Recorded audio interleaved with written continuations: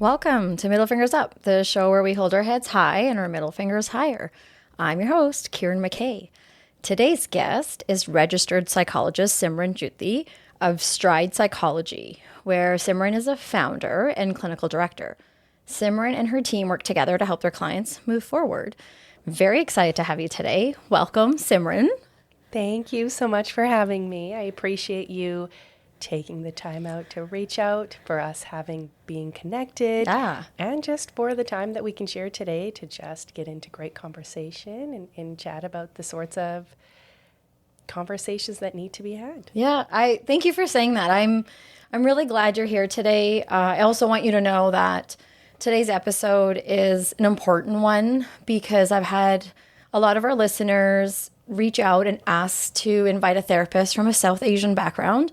And we're both from the same background. And so it's really nice to have two visible minority women sitting across the table having a conversation about mental health and our well-being. I also feel we don't know each other. I sort of did a cold call. You were actually literally my first cold call cold email when I was just starting this podcast. And I had people ask me before we started to have someone from our community on.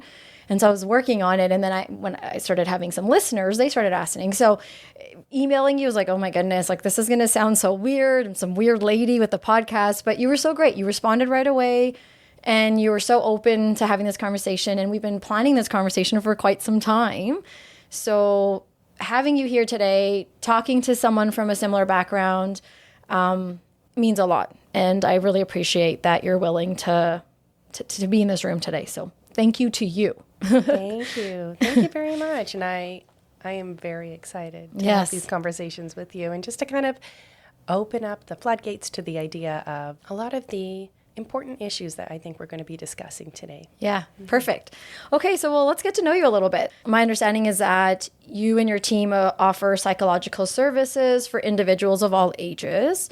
And actually, before we learn more about your practice, why don't we just actually start with you?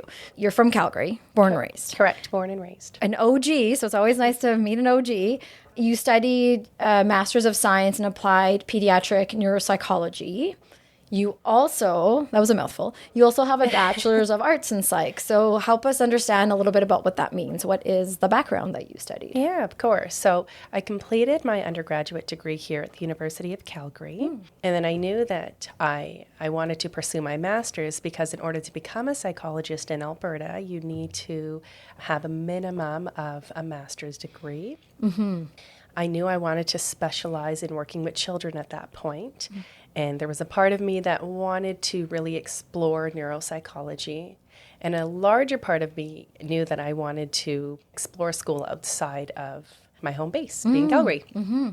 My sister had studied in England, and I had visited her. And I was like, you know what? I can see myself living in England for a period of time. Luckily, I got into the University College of London in London, England. I studied there, and that's where I completed my master's in pediatric neuropsychology. And then I came back, and that's where I started to work towards licensing as a psychologist. So really largely, a large part of my master's was specializing in working with children. But as I've had the opportunity to work in my field, I've expanded that. Yeah. So I'm working with all ages now. Okay, so I want to know then a little bit about how did you decide that you wanted to pursue the psychology? Like, was your sister going to school doing the same thing in London, or? Yeah, good question. So my sister went down the route of becoming a lawyer. They go there sometimes, yes. I have a younger brother. He's an engineer. Oh, right. Yeah.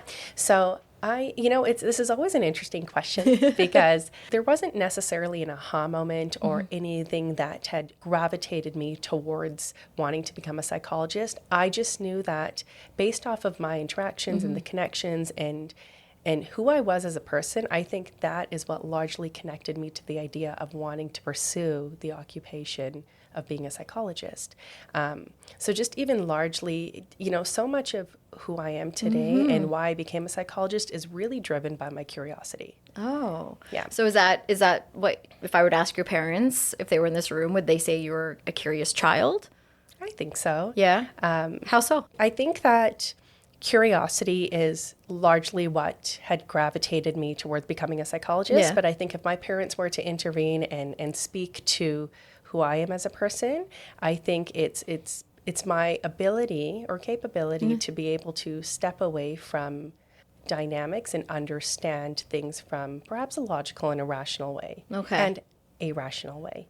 And I think so much of that has showed up in my interactions within family dynamics as well. Yeah. Are you the middle child? I am. Oh, yes. I am. That's I am. interesting. The middle child became a psychologist. Yeah. My Yeah. sister's a middle child. I'll ask her why she's not. But she's an early childhood educator, so kind of it's all in the same the helping field. field, right? Yes, so absolutely. Do you feel like being the middle child played a part in what you're saying about observation? Because you're talking about observation as a child. You could probably see perspectives or things happening in your household from different angles.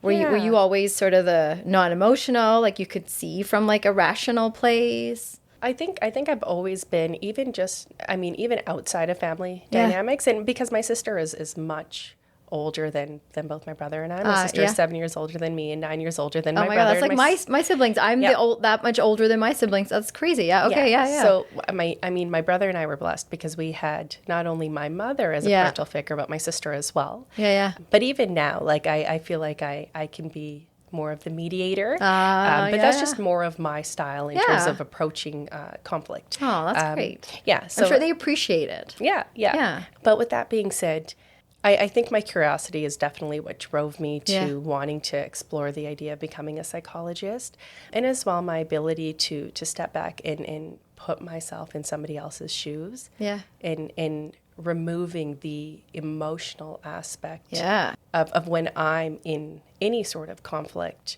with anyone. Right. And I think that takes a lot of work. It's ongoing work. It's a progress. But I think really being curious about understanding the dynamics, relationships, interactions, and really just this inner desire to help heal. Yeah. I think just wanting to really connect. Yeah. And helping others connect. Yeah. And helping others heal. I think that is really what had spoken to my desire to becoming a psychologist. Yeah. I love that. Yeah. And that's what we do on this show. Like, that's the hope. We're 15 weeks in and we're trucking along, and that's exactly what we're hoping for, is with guests like yourself and the knowledge and even personal experience that you bring to the table, hopefully is offering listeners an opportunity to ask themselves, like, what could this mean for me? That's an interesting way of looking at it, or feeling connected to folks like yourself that have an empathetic way of listening. And some of us don't have that. Some of us are living in isolation. A lot of us have different ways of being validated. And so I feel like if we're all helping heal, maybe through stories or what, we're thriving, and then we're helping our community. And that's exactly what you're doing. So I love hearing that, you as a fellow South Asian woman went to psychology school. I'm not a psychologist. I didn't go to psychology school, but being in the field, we were unicorns. And you had made an interesting point earlier about how you and I talked about just even having males from our community being in the field. And I was like, oh my goodness, I can't tell you I've ever met a male from our community that is a therapist or a counselor or a psychologist or whatnot. So it's very rare, I find, to have people from our community practicing in the way you are. So it's nice that you're here today, and hopefully people listening will have an opportunity to reach out to you. In a minute, I'm going to ask you where they can. I just want to know a little bit more about you, if you don't mind. Yes, thank you. So what was growing up or childhood like for you? So you're the middle child. There's three of you. You have a sister that you're saying is significantly older than you and your brother. So I'm sure there's a story there, but we don't have to get into that. And you had mentioned earlier that when you and I were talking that you were a child of an interracial relationship. I was like, I did not know this. So please tell me, what was childhood like for you? Yeah, I feel very blessed. I grew up in a beautiful home. My mom is an Ismaili Muslim. My dad is a Sikh. Yeah. They had a love marriage because, of course, of course, I mean, back in those days, it was controversial. Yes. And I'm sure some of that even exists to today. Yeah, well, certain cultures, anger and upset and hate, that's transferred all the way to our generations. And so let alone your parents. So that's amazing hearing that their generation, they had a love marriage. And then with somebody from a completely opposite culture, like how did that work for them? Yeah, so I think even when I think about what my childhood looked like growing up, it wasn't so much about having to understand the immense differences between religions, because at the end of the day, I think what both of my parents had really instilled in us was that God is one. It doesn't matter what temple you were praying in, God is one. And they really had embedded the idea in us that as long as there is some sort of, there's a higher power, and I think that is for us what created faith, right? That is our faith, having, believing in a higher power. Right. But I think more so the for lack of better words, the challenge was really about understanding the difference in cultures. Right? So the different ideologies, and my dad played more of a disciplinary role. Right. My mom was a little bit more liberal in nature, but it was great. It was a beautiful duo that allowed us to really become who we were and allowing us to explore whatever that looked like, and perhaps entering into the psychology realm was one of them. Right. But they both did the best that they could, and they supported us in every which way. But it was very interesting because growing up, both my siblings and I had really questioned what it was like to pursue the Muslim faith, the Islamic faith. Ah, okay. Sorry, the Islamic faith. Yeah. Or to become Sikhi. And what we had realized is that, again, God is one. Yeah. But yeah, I mean, that was more so, that really had broadened my perspective around understanding what it is like to live in two different cultures, amalgamate them both. Yeah.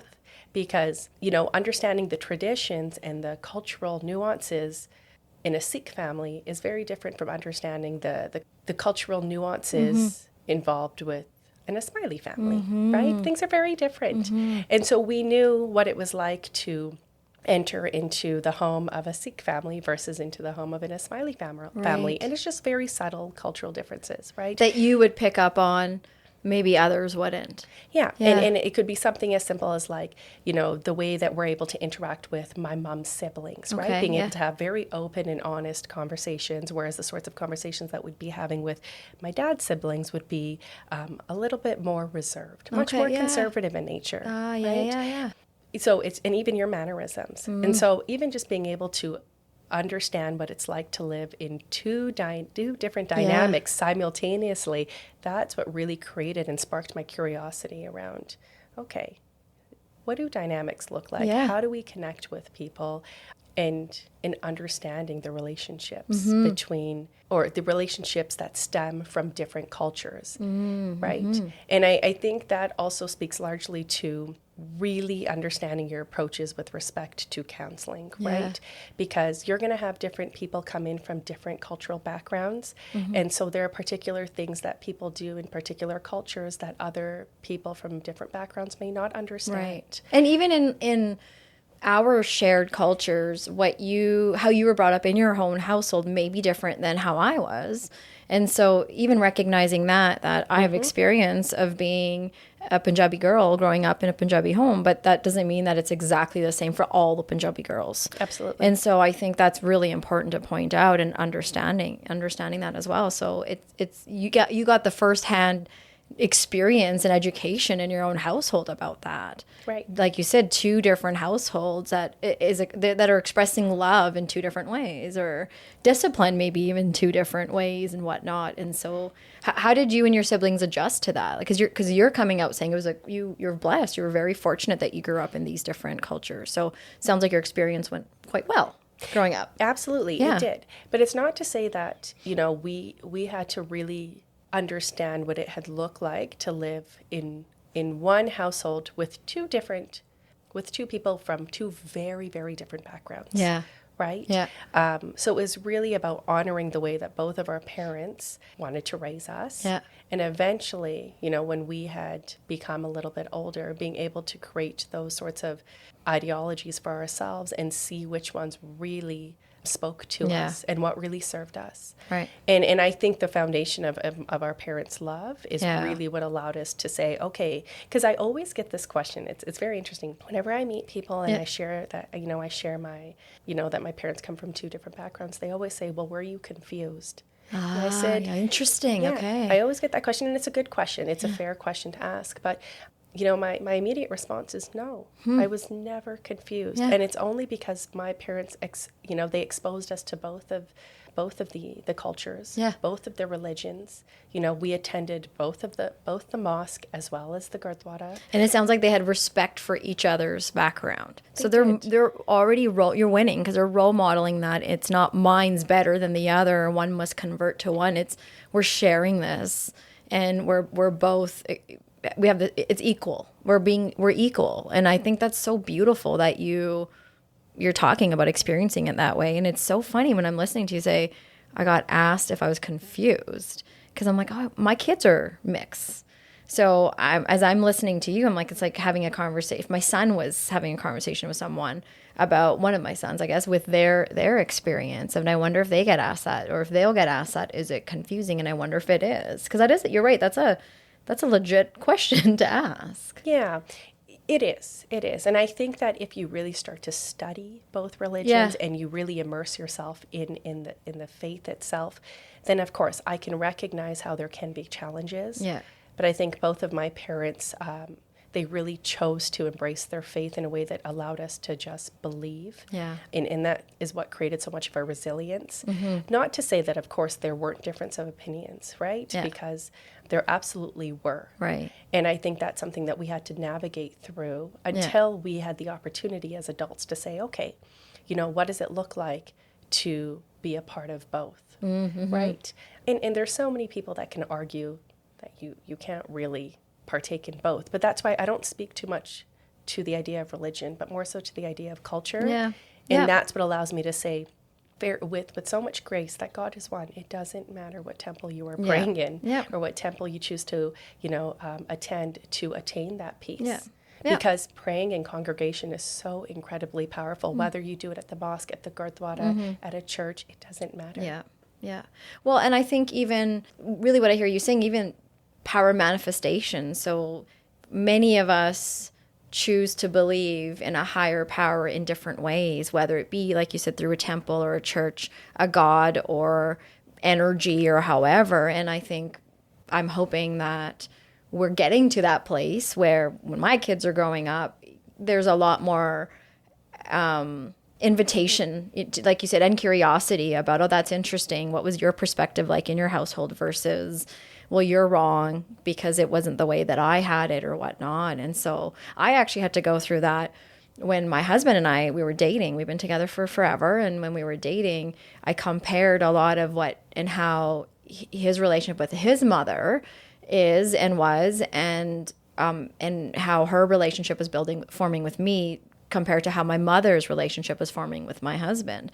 And we had distance and all these sorts of things to play. My mother-in-law lives further away. My parents were right there. And so it wasn't very fair, but it was very much of learning how it's not one or the other. And there's a healthy ground in there. And because you came this way and I came that way, it doesn't mean one's right or wrong. It's like you said, like your parents did. How do we build strength off of that? How do we come together and do something about that? And sounds like they figured that out well. So kudos to them. They did. Yeah. They did. And again, not to say that it wasn't always an easy journey. I think that's fair to say. Right? Yeah. Because things looked very different back then as well. And there were so many other little factors that played into it as well. So my parents met in Vancouver. They moved to Calgary. So we don't really have any family in Calgary. Okay, yeah. But it's really starting at life I believe my mom moved here when she was 20, so that would have made my dad in his later 20s. Yeah. But they moved here in their 20s. Yeah. And that's kind of where it began. Yeah. So they went on a little adventure. Yeah. Yeah. That's so cute. I love it. Yeah. Yeah, that's awesome. And they're still in Calgary. Yeah. Yeah, they raised absolutely. 3 kids here, so that's amazing. And so do you feel that there is a community in terms of the Smiley community and the Sikh community out here in Calgary? Like I feel so out of it, to be honest, because I don't really have any family other than my brother's in-laws out here. And my eyebrow friend Bindi, who adopted me years ago and, gave me some of our traditional lovin'. But apart from that, I'm not really familiar. So would you say there is a community out here? Or would you say it's kind of isolated or hidden? How would you describe our community? There is. There Yeah. absolutely is. I would say it's fairly large as well. Yeah. But because Calgary's kind of, broken down into Yeah. different quadrants, Yeah. a large part of the Sikh community is in the northeast. Yeah. And that's where there are a couple of gurdwaras Yeah. there. But I mean, they are in other areas of the city as well as the mosques. Yeah. So we refer to the mosques as khane. Yeah. And so there are multiple khanes in the city. Right. But there is a large community. That's and I good. think if that's something that individuals within that community are interested in pursuing, which is, learning about others who exist or Mm-hmm. the community, it's not difficult to immerse yourself into the community. That's And lovely. it really just starts by even attending the mosque or Yeah. attending the gurdwara. Right. Right. Oh, and I anytime I've been to the Gurdwara, growing up, we went a lot. There was always an invitation to anyone that was curious and wanted to learn. So many different cultures would show up, and everybody at the Gurdwara loved it because people were wanting to learn. And kudos to those people, whoever they were that wanted to learn, whether it was people from our own community or people from outside our community. And I've always been invited into the mosque anytime that there's been an event or a wedding. I recently went to a wedding in Toronto. And so I really appreciate the knowledge that we were given and the amount of time people are willing to spend with you if you have questions or whatnot. And so it's very nice to see, and I appreciate hearing that from you too, that there's a lot of openness. And so there's no time better than now to want to go learn about the different communities and different cultures all around Calgary. And it's becoming so much more diverse. And I think it's always been diverse. I think a lot of us are learning, present party included, that the diversity is being supported quite a bit more out here in Calgary. Would you say so, growing up in Calgary? I think so. It's as expanding. Well. Yes, it is. And the nice thing is there's so many resources available to really connect with others from the same background. Yeah. So, even if you're a student and you're attending post-secondary and things like that, they have so many different associations that you can be a part of that That's allows you to meet others from the same background. Right. Even if you attend the mosque or the gurdwara, right? Just even being able to serve with others. Right. Right. There's so many events going on. It's really it's just about simply kind of doing a bit of exploration. Yeah. But I don't think it's too hard to immerse yourself into the community if that's something that you wanted to do. Yeah. I think that's lovely to hear. Awesome. So tell us a little bit about, so you've worked in educational settings. You've also had some experience working in research, hospital settings. So what was that time before you opened your practice, which we're getting to? What was that time like for you? Yeah. So I think so much of and again, this is another blessing because I feel like so much of my previous job experiences have led me to be able to really understand the work that I do as a psychologist now. Yeah. But I started off in a research setting, and that's where I was a psychometrist. So a psychometrist is somebody who's trained in administration of testing. Oh, okay. And when you go down the clinical route of being a psychologist, a large part of doing the assessments involves testing. Standardized testing, which includes IQ testing, right? You're learning about your cognitive abilities, academic achievement testing, which allows you to understand whether you have any learning deficits, right? What learning disorders look like. And then as well, being able to explore the social emotional component, which is largely more clinical interviewing than it is standardized testing. Right, but there are a okay. lot of questionnaires that we use as well to decipher whether somebody is experiencing clinical anxiety and things like that. Yeah. So I worked as a psychometrist in a research setting for quite a bit of time. And then I had started working for, right upon becoming registered, I worked for the CBE. Oh, the Calgary Board of Education. Yeah, Yes, so yes. I did. I had the opportunity to work there for about 1 year before moving into private practice and working for someone doing psychoeducational assessments. So largely a lot of the clinical work. Okay. But CBE was fantastic because it really allowed me to learn about the sorts of programs that are offered in schools, the specialized programs, what resources are available for Right, students, right. what supports are available, Yeah. what the staff really entails. Yeah. Learning that behavioral strategists exist, learning strategists. So there's a lot of support available to children and their parents. Is that what I'm hearing? There is. Yeah, hey? There Yeah. is. Do you have to be able to ask for it, or does CB help connect families to that? Yeah, that's a really good question. So largely how it works is just kind of depending on the child's needs.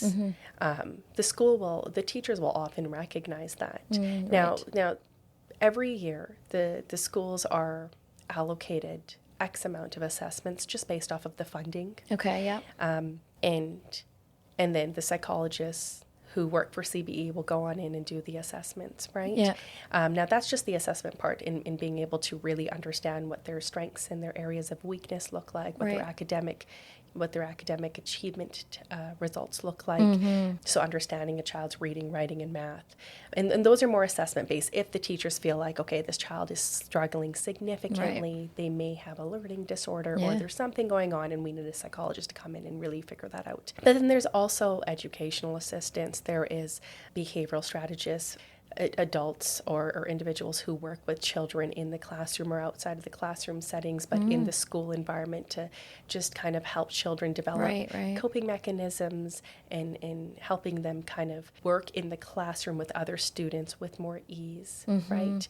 So developing a lot of the strategies in order to work with the emotional dysregulation that some of the students may experience. Right. There's also a lot of specialized programs, right? There's programs for children who are children with intellectual disabilities who are low cognitive functioning, right? Or even there are specialized programs for children with autism. That's so like the list probably just continues, and it's amazing to hear that. And I wonder for parents listening, if parents feel that they have access to this or they have knowledge of this, or I wonder if even you would maybe know to say, like, are there gaps between transferring that information, or maybe the question really is, as parents, is there something that we could do to be aware and be on top of is my child getting what they need in terms of their education, and is it working for them, right? Because are they getting the education, but also could my child require some more help? Does my child need something else? Sometimes we think it's behavioral, like you just don't like school. Yeah. And it could largely be motivation. Yeah. Right? It could be just about the motivation piece. Right. Or there could be something a little deeper. Yeah. Right? Whether it is learning related, behavioral related, attention related, anxiety related. There are a host of variables to really consider, especially children who are in grade school and kind of transitioning between elementary into junior high and then into high school. It only becomes progressively more challenging. But it starts at the root of the teacher and the parent. And I would say that if parents are recognizing some behaviors at home that may transfer into how they may be performing in class, I would say it's definitely worth having a conversation with the teacher to really just bring some insight to the teacher so that the teacher can pay more attention to that in class. Yeah. As well, typically, if teachers are noticing any sort of areas of concern with respect to the child in the classroom setting, they'll typically bring it up with the parent. Yeah. And then it goes from there. Right. There is funding that is involved with respect to being able to obtain resources at school. Okay. So typically children need to have a diagnosis in order to get coded. What coding does is it provides children with the ability ability to gain access to an individualized program plan, which then allows for targeted supports and accommodations. Okay. Yeah. So parents have to sort of go through a bit of a process.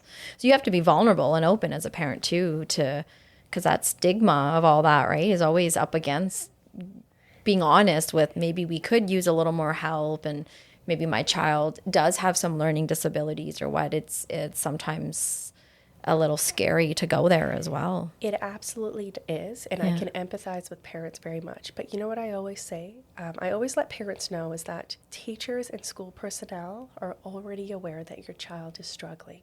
Yeah. And so there's already awareness around it. So really just kind of taking the extra step in order to really understand their profile and understand their strengths and challenges, if there are any, is only going to allow the school to put forward and implement accommodations and supports that are just going to help the learning learning feel easier for the child. Right. Right. I think that's lovely. So you have so much experience in education, and so how did you go from there to, because is it through there that you then decided to open up your practice? No. Oh, so, okay. Yeah, so okay. I worked at CBE, and that was a temporary contract position. Then I moved into private practice where I was doing assessments. And then I transitioned into the medical legal field where I was doing, there were these medical legal assessments. So it's really understanding the vocational barriers that someone might experience as a result of a motor vehicle accident, and then figuring out whether they're able to return to work, and if they can't, what does that look like? So is it through like WCB or OH&S or? Yeah, good question. It isn't through either. This would be directly, so we were working directly with lawyers. Right. Okay. Did you ever have to go to court and defend your assessment? No, I didn't. Oh, you've never been subpoenaed? No, I that's haven't. good. But again, I only worked in that field for about a year and a half before transitioning into opening up my own practice, which was right in the midst of COVID. So you opened up your practice in the some practices and businesses are shutting down during COVID. You're opening one. So how do you do that? How does that happen? Yeah. So I knew there was something in me that always kind of wanted to pursue my own practice. Right. And after just giving it a lot of thought, I said, you know what? Why not give it a try?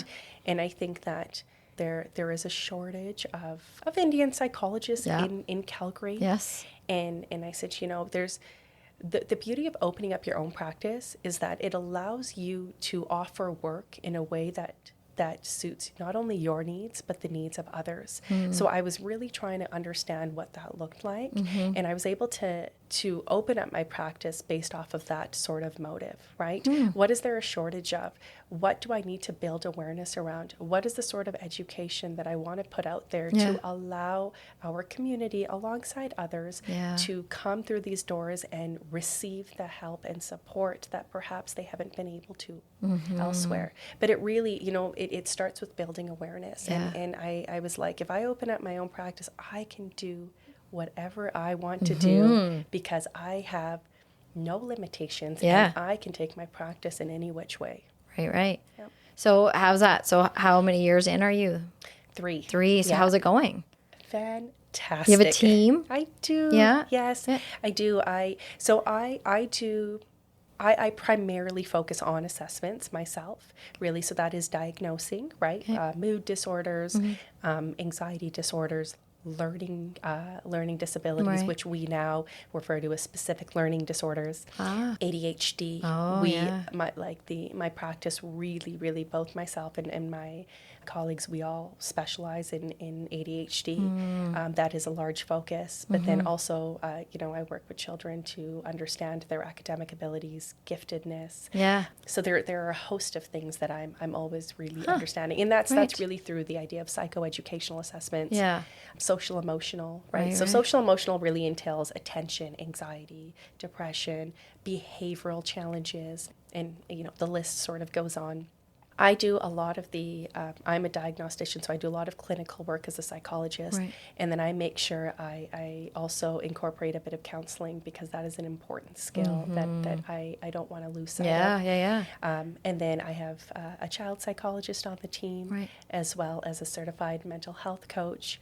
And and it's fantastic. So we offer both counseling and assessment, which is really nice. Yeah, that's amazing. Yeah, because we can keep a lot of it in-house as well. Right. So if a parent comes through the door and they say, my child is struggling with learning and attention, right? And let's say, through the assessment, I'm able to, identify that they may have ADHD alongside comorbid anxiety, right? And then they say, okay, what are the next steps? And I say, maybe we should consider counseling. We're able to then have the child psychologist come on board and work directly with the child. So all of it is being kept in-house. Yeah, and so that this is happening so that the child and the family can understand what these diagnoses mean and what they can do moving forward, or? Yeah, so largely what the reports and the assessments entail is to identify the strengths and weaknesses. What are the areas of concern? What are the areas of challenge? It's not necessarily to always diagnose. Right, okay. Perhaps there may be a diagnosis, but despite whether there is or not, I will always say that if this is a concern, we don't need a diagnosis to implement accommodations. So I am very generous with providing accommodations and supports and strategies and methods to really ensure that the child or the adult is going to thrive, because I have so many adults that I do assessments on. Okay, so it's not just children. Oh, no. Yeah. Okay, yeah. A bunch of adults come through the door. So is this self-referral, or how would someone know that they should contact you or that they could benefit from coming to your practice? Yeah. So usually if it's with respect to a child, the teachers will often come forward and say, you know what, maybe consider an assessment through a private psychologist. Okay. Or if it's, let's say, it's more counseling that's needed, then usually parents will kind of start to look up things on Google and come across clinics and that exist for being able to help the child with their associated challenges. Okay. It does not have to be physician referred. Oh, right? Okay. Yes, okay. Because these sorts of assessments and counseling we're a private practice. They can come directly to us. But a lot of the time I am being referred from physicians, because physicians will let their clients know, hey, you know what, consider getting a comprehensive ADHD assessment done, or consider having a psychoeducational assessment done, or consider counseling. So it can be referred through a physician, through schools, but a lot of the time they are coming directly to us. Okay. So there's no wait list then? If there is a wait, we're pretty diligent about, understanding the urgency of people's needs. Yeah. So it's usually a few weeks. Oh, that's nothing in comparison to what people are having to wait if they're going through referral base or access mental health or something like that. Exactly. That can be months. Yeah. And a lot of this is covered through extended healthcare coverage. It is? Yep. So if you have coverage, it'd be worth looking into whether this could cover it. Should it be needed for a family? You betcha. And all psychological services are typically covered under extended health care coverage, provided that you have coverage for a psychologist. Right. Yeah. Right. Oh, okay. Well, that's lovely. So if people want to learn more about your practice, can you drop your plug? I was told not to say that. I'm not cool enough to say that, but I'm going to do it now anyway, because I'm rebellious. Where can people get in touch with you and your lovely team? Yeah. So you can always take a look at our website, which is www.stridepsychology.ca. We also have an Instagram platform. That's where I post a lot of my content, just to kind of build awareness and educate and share a lot of the resources that I have found very helpful and useful. Yeah. Those are probably the two main ways. I would say the website, though, primarily, because that's where you're going to gain a lot of information into the services that we offer. Yeah. And there's lovely profiles with information about all of, including yourself, your team members and their specialties and all that. So it's nice to be able to put a face to a name as well. I think that can be helpful when you're trying to figure out and navigate who are you looking for as a therapist or whatnot. So that was good. I felt that was easy to go through your website. So. Yeah, thank you. I appreciate that. Yeah. You're able to kind of see who's on the team, and more specifically what we really offer. Right. And even with respect to counseling, you'll be able to see, are these the issues that we would be equipped to support you with? Yeah. Are we a good fit? Or if not, there are so many other psychological clinics and practices out there that I'm sure would be able to, support. Totally. Support and your whole team is South Asian too. We are. Yeah. So I think that's very important to point out as well. So if people don't feel that you're a fit, you have team members members that are from the same community or similar community and could potentially be a fit, because all of you sort of practice very similar, apart from some specializations that you do. So I think that's important to note as well. You betcha. Yeah. Yep. And what we do is we make sure that we set up consultations. If people feel like they genuinely may not be a fit, Yeah. we are obviously so much of what we do is to cater to the individual and to support. Their interest is what is of uttermost importance to us. So if they don't feel like they are genuinely a good fit, we will refer them out. We will provide them with others to perhaps That's good consider. to know. Yeah. Yeah. So you could be a good hub, good place to start, and then together figure out what is the next step, whether it be with you or your team or someone else outside of you. I think that's lovely, because it's all working together in this field so we can help individuals, families, and folks, right? So I think that's lovely that you can team up with others as well. Yeah, exactly. And I think the nice part about the work that I do as well is that I will often have people calling in and I will say, you know what, this is outside of the scope of my practice, but provide me with your email address and I will send you others that may be equipped to support you in these areas. Right. So if we aren't perhaps the practice that would be able to support, we definitely do take the time to provide others with resources. Great. Awesome. Well, thank you. Lovely. So that was good. I felt like that was really thorough, letting me get to know you a bit. So thank you for that. Okay, so I was going to ask you if you brought anything today to put your middle fingers up to. I did. Okay, yay. Okay, what do you got? I did. Okay, this is very random. Okay. And very irrelevant to probably the topics that we are going to be addressing today. Last weekend, I was in Seattle visiting a girlfriend who had just had a baby. Congratulations. Yeah. And every time I visit the States, I always go to Trader Joe's. Okay. I love the idea of strolling through the aisles, and I just love everything that Trader Joe's has to offer. Right. So I am putting my middle fingers up to Canada not having Trader Joe's. That's a legit thing.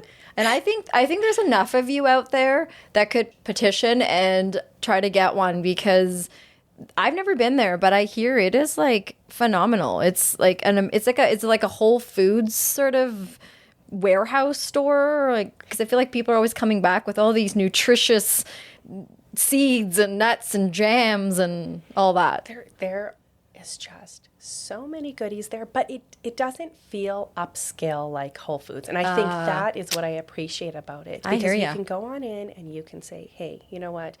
I don't have to worry about necessarily budgeting here because everything just feels attainable.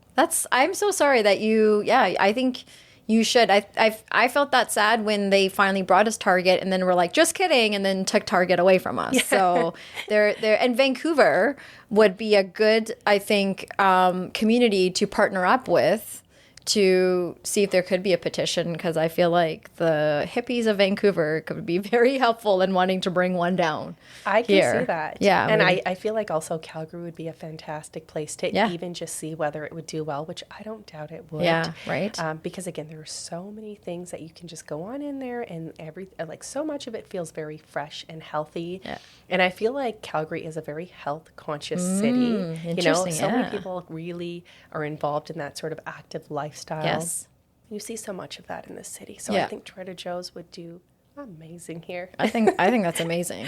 But what is it that you most get excited to go and purchase when you walk into a Trader Joe's?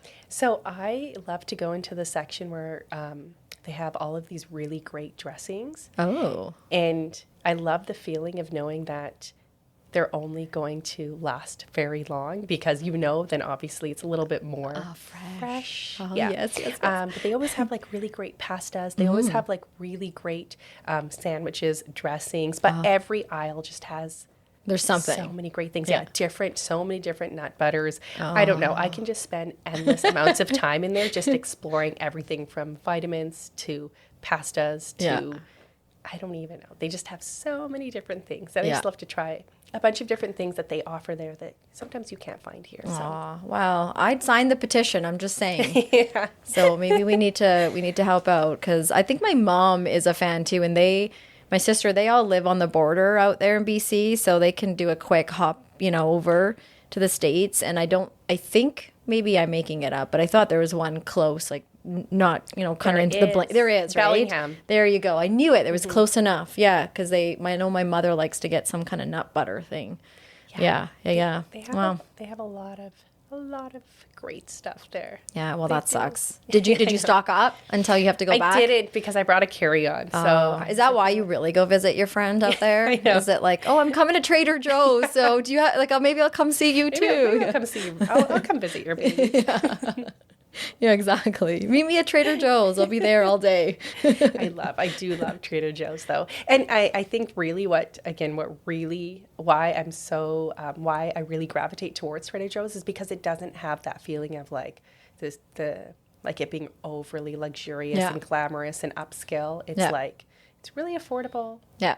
And you just can walk in whenever and say, okay, that's cool. I can really explore and enjoy everything in here. I feel like you should. You talk like you could run for a very important political campaign just because you were so well put together, so good with your words.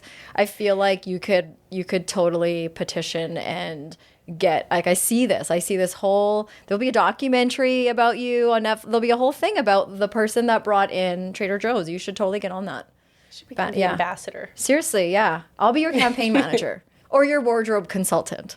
I could probably offer that when you go and do your spiels as you're going back and forth between BC. Seriously, if you get the BC people on, and they probably would, then there you go. It's only a matter of time. I think so, right? It's really only a matter of time. Maybe we all need to manifest it. Yeah, we do. All right. Yeah, there you go. Well, okay. So I was going to give up my middle finger and join you, but I had a last minute change, and I thought it's a bit of a serious one, and I'm usually the opposite and have like a fun random one. So I appreciate you did.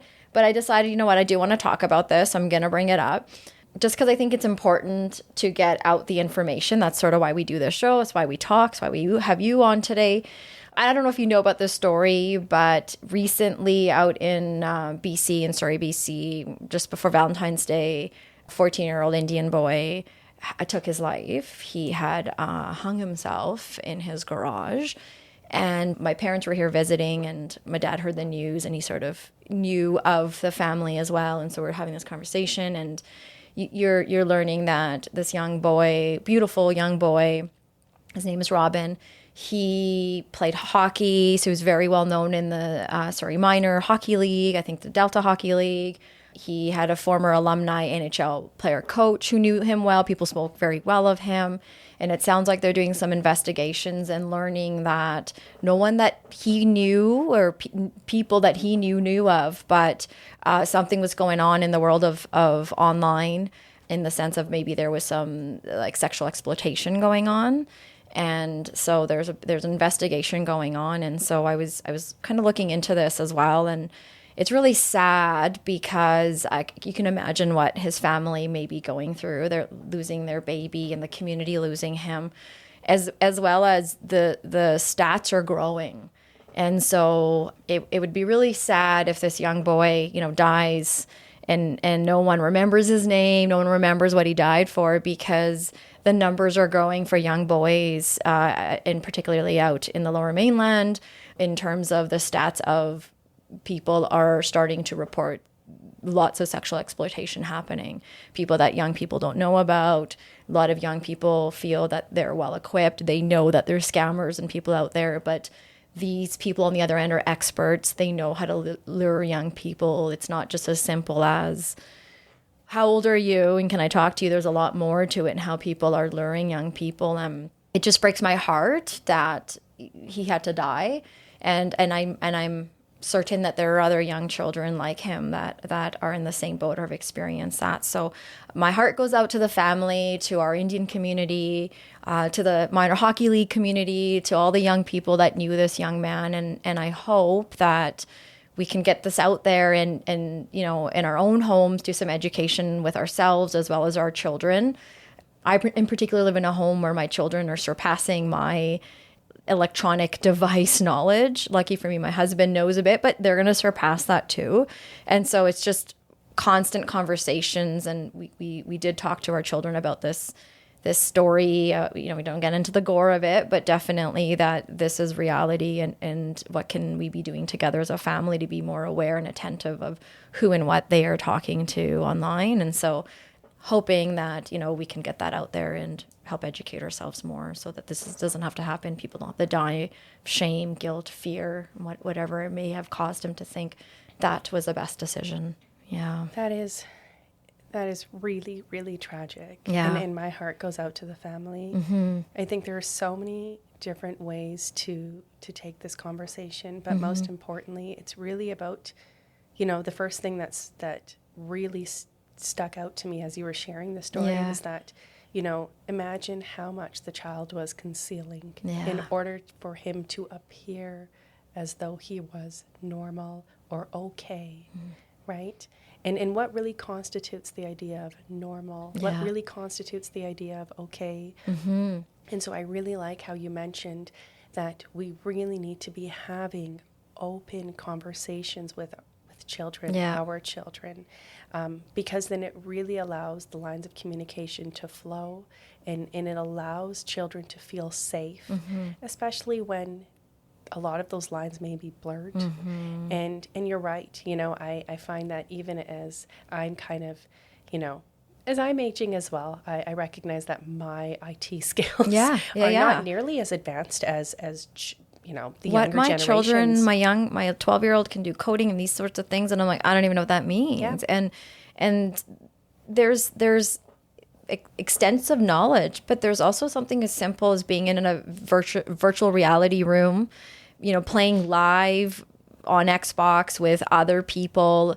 These are things that sometimes we walk through our house, see our children doing all day with their headsets and gaming, whether it's on the computer, on their phone, or on a laptop TV. And so it looks like it's normal what they're doing, and it is. They're gaming, communicating, whatnot. However, I think there's a little more to it than some of us, had thought. So like you said, as much as we can start to talk and be okay with, because you're right, like it was a shock that he took his life. So exactly what you're saying, like this young man was walking around for who knows how long, keeping in this pain and the suffering and fear, whatever it may be, and to a point where it's like, I can't do this anymore. And there's all sorts of talk out online when you read about it, and I don't know what's true or not, and I don't think it's fair to get into it, but I do think, like you said, we have to educate ourselves, we have to talk about this, we have to get it out there, because we don't want to see our young ones in that place. And this technology is a part of their lives, whether we want to love it or not. So and really I think the approach to this is really us as adults and adults with children. We really, really have to be open-minded with respect to the sorts of ways that our children are choosing to kind of live their lives, because their lifestyles look very different from ours. And really a large part of that is the devices and how easily accessible and how convenient it is to be able to interact with people from all over the world, right? Our access was not that easy. And it wasn't that accessible. So with that being said, we have to really ensure that we're having these ongoing conversations, and most importantly, creating a safe space for our children to be able to share these sorts of,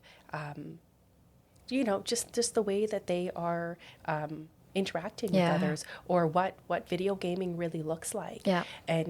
And what's really happening when they sense that something does not feel right. And that's the key, is that I had a therapist on a few episodes ago who was talking about sexual boundaries and whatnot, and we talked about a lot of childhood is spent walking away from your intuition.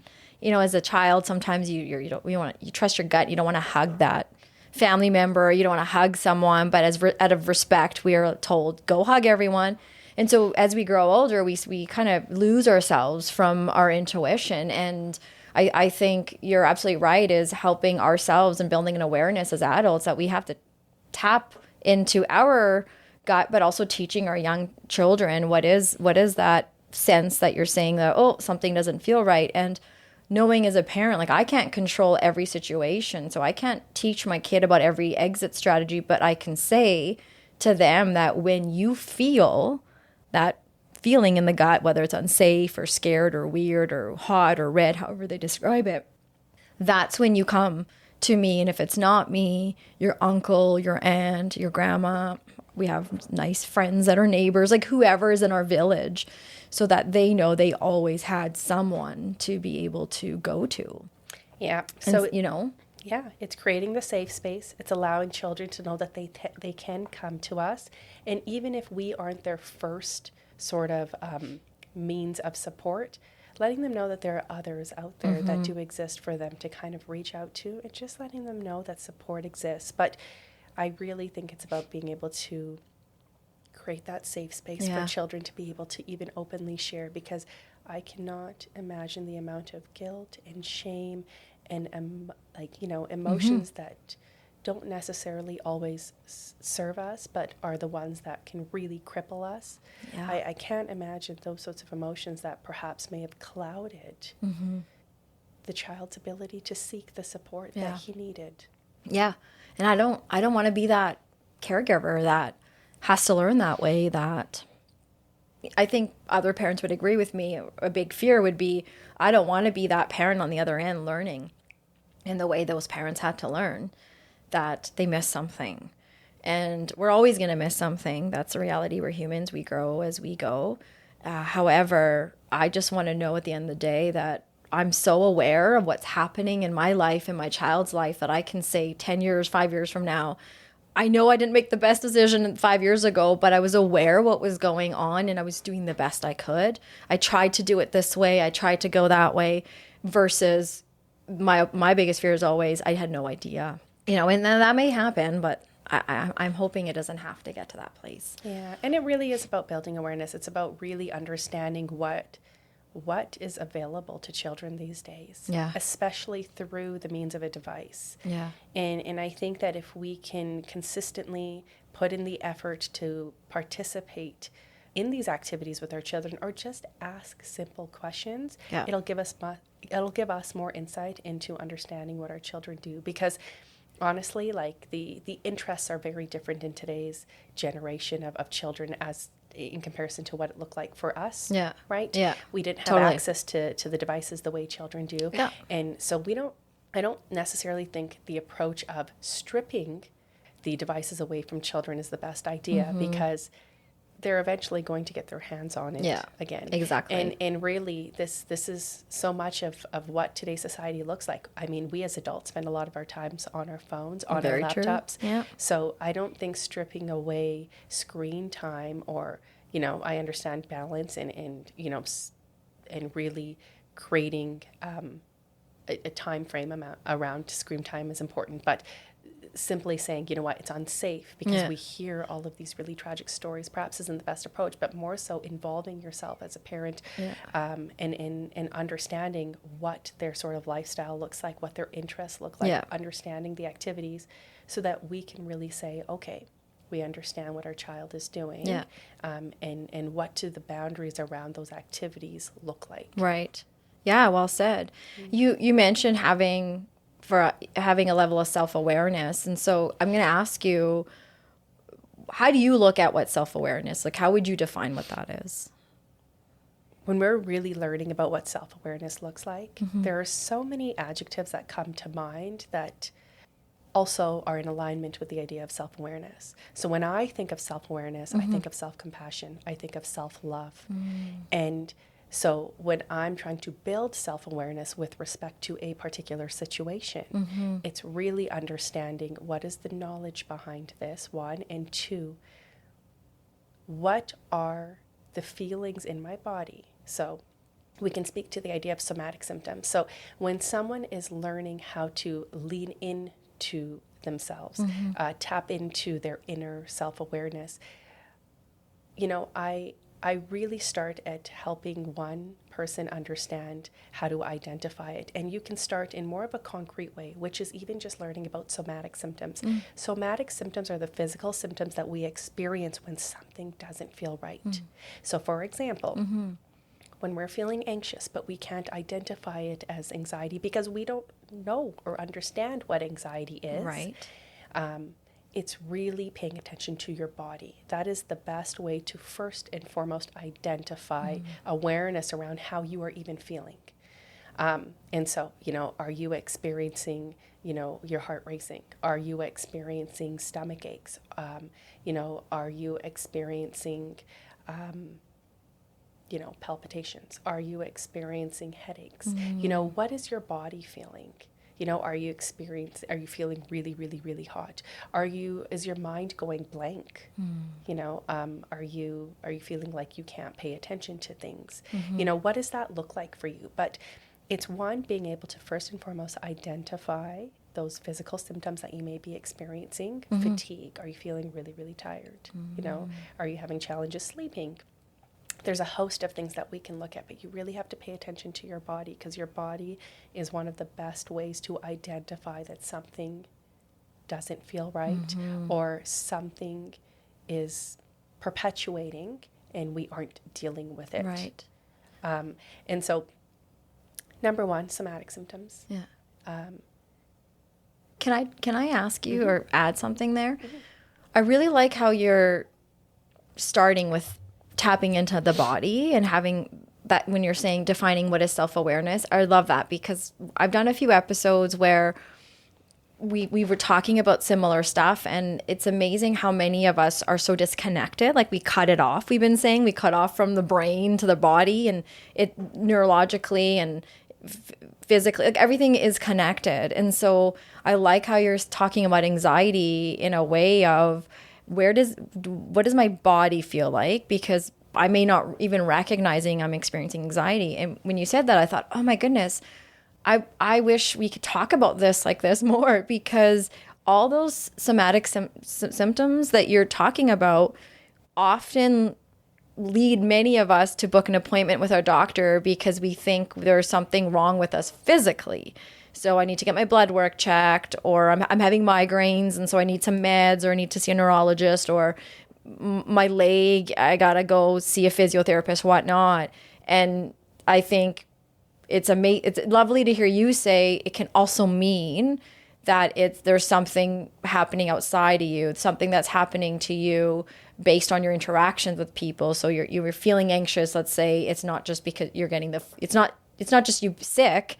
It's that you're feeling these things, and maybe you can make it sound better than what I'm saying, but it's nice. I'm just trying to go back and sum up what you're saying, because it was really nice how you said that, and it just made me think of a lot of people, and maybe even people in my parents' generation, that would think that there's physically something wrong with them, so they have to go to the doctor, and then they get medicated, but they're not even recognized. So how do I recognize, I guess, I'm getting to my question.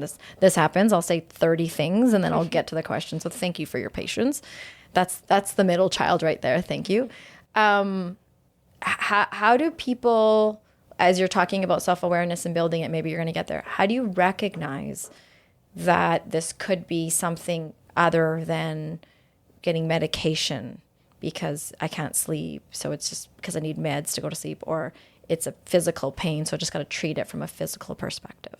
Yeah. So, I mean, could I have asked that in a different way? No. Sorry. I can answer that. And it very well could be a medical condition, right? We don't want to preclude that, but I think it's secondary to somatic symptoms. Understanding what your body is saying to you is learning about your triggers and your warning signs. That is going to be imperative in understanding whether this perhaps could be something that is mental health related. Could it be symptoms of anxiety? Are you experiencing heart palpitations because it's anxiety, or do you genuinely might have, some sort of heart condition? Yeah. And the second part to this is understanding your triggers and your warning signs. Are you only experiencing rapid heart rate when you are out in social settings? So when am I experiencing it? Right, because if it is happening at particular points rather than consistently, then we may be able to attribute it to for example, anxiety, right? And I use anxiety here only because sometimes that's a nice way for us to kind of describe the idea of somatic symptoms and triggers and warning signs. Right. But anxiety looks very different to everyone, as does depression. I think we often, when we think of the idea of depression, we're thinking that, people are incredibly low functioning with respect to everything that they can do. They always feel sad. They lack motivation, which is largely a part of depressive symptoms. But you would be surprised at how many people out there may have depression but are very high functioning. They are going to work. They are the comedians within their, circle of friends.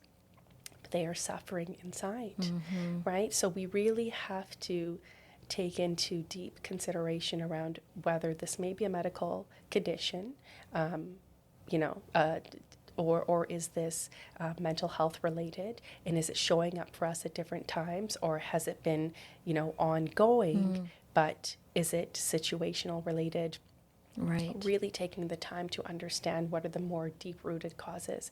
And you can definitely take the treatment route of treating anxiety or depression, for example, but that will help alleviate these symptoms associated with these conditions, but it really is just bandaging, right? We really need to better understand why we are feeling the way that we are in order to alleviate those symptoms so that they don't feel like they are ongoing or that they show up for us in times of adversity. Right.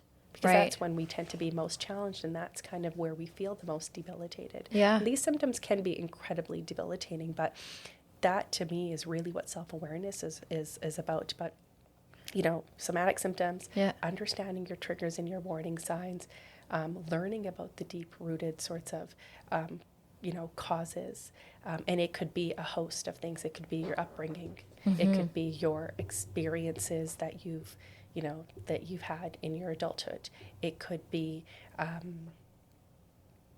some of it could be neurodevelopmental. Some of it could be brain-based, right? So it's really just kind of understanding how all of these variables, nature versus nurture, nature versus experiences, and taking the time to learn and dig deep, because that is often what is fearful for most people. It's not easy.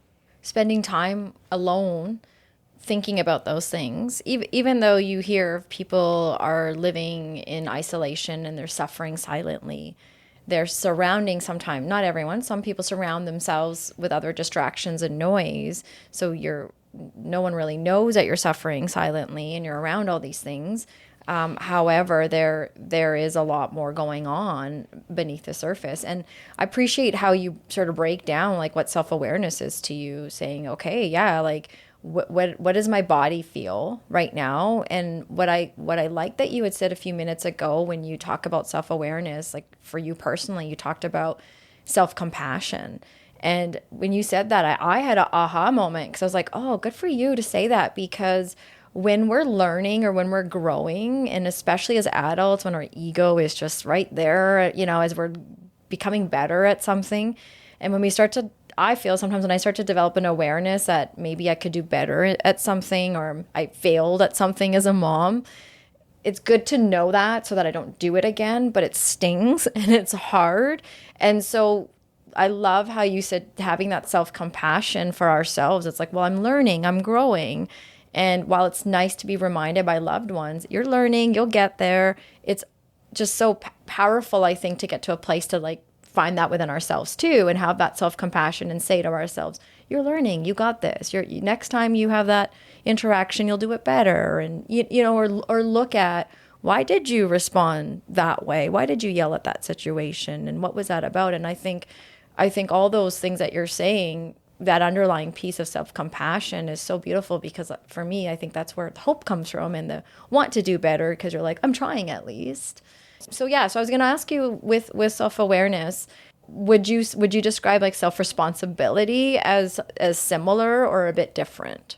Yeah, I think they're intertwined for sure, because I think that it's one thing to acknowledge the experiences and, our upbringing and all of these factors that play into who we are today and what has shaped us. Yeah. But I also recognize that if we want to move forward differently, if we want to shift perspective, then we need to take accountability in terms of understanding the way that we have navigated life and day to day thus far and what we need to do differently. Because while it is incredibly important to acknowledge these sorts of hardships or adversities or life experiences that have shaped us, we have to largely focus on what is in our control, not so much as to what is out of our control. And I think we need to discern between the both, right? So really having honest conversations about, well, what is in my control? What variables can I manipulate in order to live a healthier life, in order to, nourish that self-love piece, that self-compassion piece? Because I like how you said it earlier, when we tend to do something that perhaps didn't sit well with us, or we considered as wrong, or we didn't approach conflict correctly, whatever that looks like, guess who tends to be the biggest critics? Yeah. We are our own biggest critics, but that is probably the time where you need to give yourself the most grace, because that is actually what's going to allow you to move forward in a healthier way. But it allows you to modify your way of thinking at that moment in time. And by giving yourself compassion in those moments, that is what is going to cultivate healthier responses in the future. Yeah. Right? Not only towards the situation, but towards yourself. Yeah, totally. I appreciate that. And you've sort of mentioned indirectly going back. I think I hear you saying like going back in order to go forward. And so are you saying that it's helpful to look at our childhood? Are you saying that our childhood plays a part in who we are as adults? Is that what I'm hearing you say? I think it definitely can. Yeah. I would say it is something that is important to explore. Yeah. And I think, and we talked about this earlier, right? Every individual has had a different upbringing. Yeah. Everyone has had different experiences. Perhaps for some, their experiences in their adulthood have largely shaped them, whether it's their career, their relationships. Right. But I always like to consider what the child-parent dynamic looked like growing up, because that will actually give you a lot of insight into how you approach conversations, conflict, with others in your current circumstances, right? So you hear about this, and I've talked about this too, like going back and talking to our inner self, or little Kieran. I don't know if you've ever visited little Simren before. I've talked to little Kieran many times, and I always find she shows up in the worst times possible. So little Kieran's always try to get out, like the Hulk. Sometimes it feels like when I'm finding I'm seeing it a lot more through parenting now that I'm getting responses back from my children. I was the best mother ever when my children couldn't say anything to me, right? I'm doing it so different. I'm doing it so much better because I'm just better. And then your kids start responding back to you and giving you feedback and filling out surveys on how you parent all the time. And you're like, oh. So I feel that it just naturally starts to come up, meaning that, I'm learning through parenting what maybe being my son's age was like for me, and my interaction with my parents, and what I liked and what I didn't like, and all those sorts of things. That's what I'm hearing you say, is that sometimes our childhood can play a role in our current adulthood experiences. So how I parent may be influenced by how I was parented, or also my own perception of how I was parented, not necessarily what my parents' perception is. That's what I'm hearing you say. Yes, yeah, absolutely. Yeah, okay. Absolutely. Yeah. I think that and you'll often see parents go one way or the other, right? Yeah. If, they'll largely parent their children in a way that perhaps they did not want to be parented. Yes. Or their styles will look similar to that of their own parents. Right. Right, just dependent on their experiences and how they perceived it. Yeah. But I think really understanding and paying very close attention to the way that you interact with loved ones, that being your partner, that being your friends, very, very close friends, that being your children, that will allow you to better understand what your sort of responses look like and why that shows up for you in the way that it does when you choose to respond. Yeah. And so we can even get into what trauma responses look like. Mm-hmm. Because if you're able to understand how you respond to a loved one. And I use a loved one in this case because I often find that we are our most raw versions of ourselves when we are in conflict with a loved one, because we often feel a little bit more comfortable. There's that safe space you were talking about earlier. Exactly, right? So that's, and there's so many different ways to really better understand by learning and watching the way that we choose to interact with our loved ones. And so to give you a really great example, let's use the idea of how we are in our relationships with our partners. Because if you really think about it, our partners are such a large reflection of us. So much of what we are often perhaps mad about with our partners is so much of the work that we need to heal through ourselves. Right? Interesting. So, and you'll notice quite often that a lot of it looks very domestic in nature, right? Those are great examples to refer to, right? That those are very common sorts of issues that will show up between partners. And it always appears to be about the domesticated duties. However, that's more surface based. If we look a little deeper, it's really has nothing to do with the actual you're not cleaning up enough, or I've done the dishes 6 times this week. Yes. I have. It's so much deeper, right? It goes back to these feelings of perhaps not being heard, or feeling like you're taking on more work, or feeling like you had to do more of that, and you've always had to be more of the nurturer, and you just want somebody to show up for you in that way. Right. But it's really paying attention to how you respond to your partner, for example, when they do something that doesn't sit right with you. Are you somebody who, when you are in conflict, are you somebody who freezes, right? Do you kind of shut down? Do you feel very indecisive? Are you somebody who is immobilized at that moment in time? Are you somebody who fights? That's another trauma response. Are you somebody who just kind of, feels incredibly irritable, feels very angry? Right. Are you somebody who takes the flight sort of trauma response?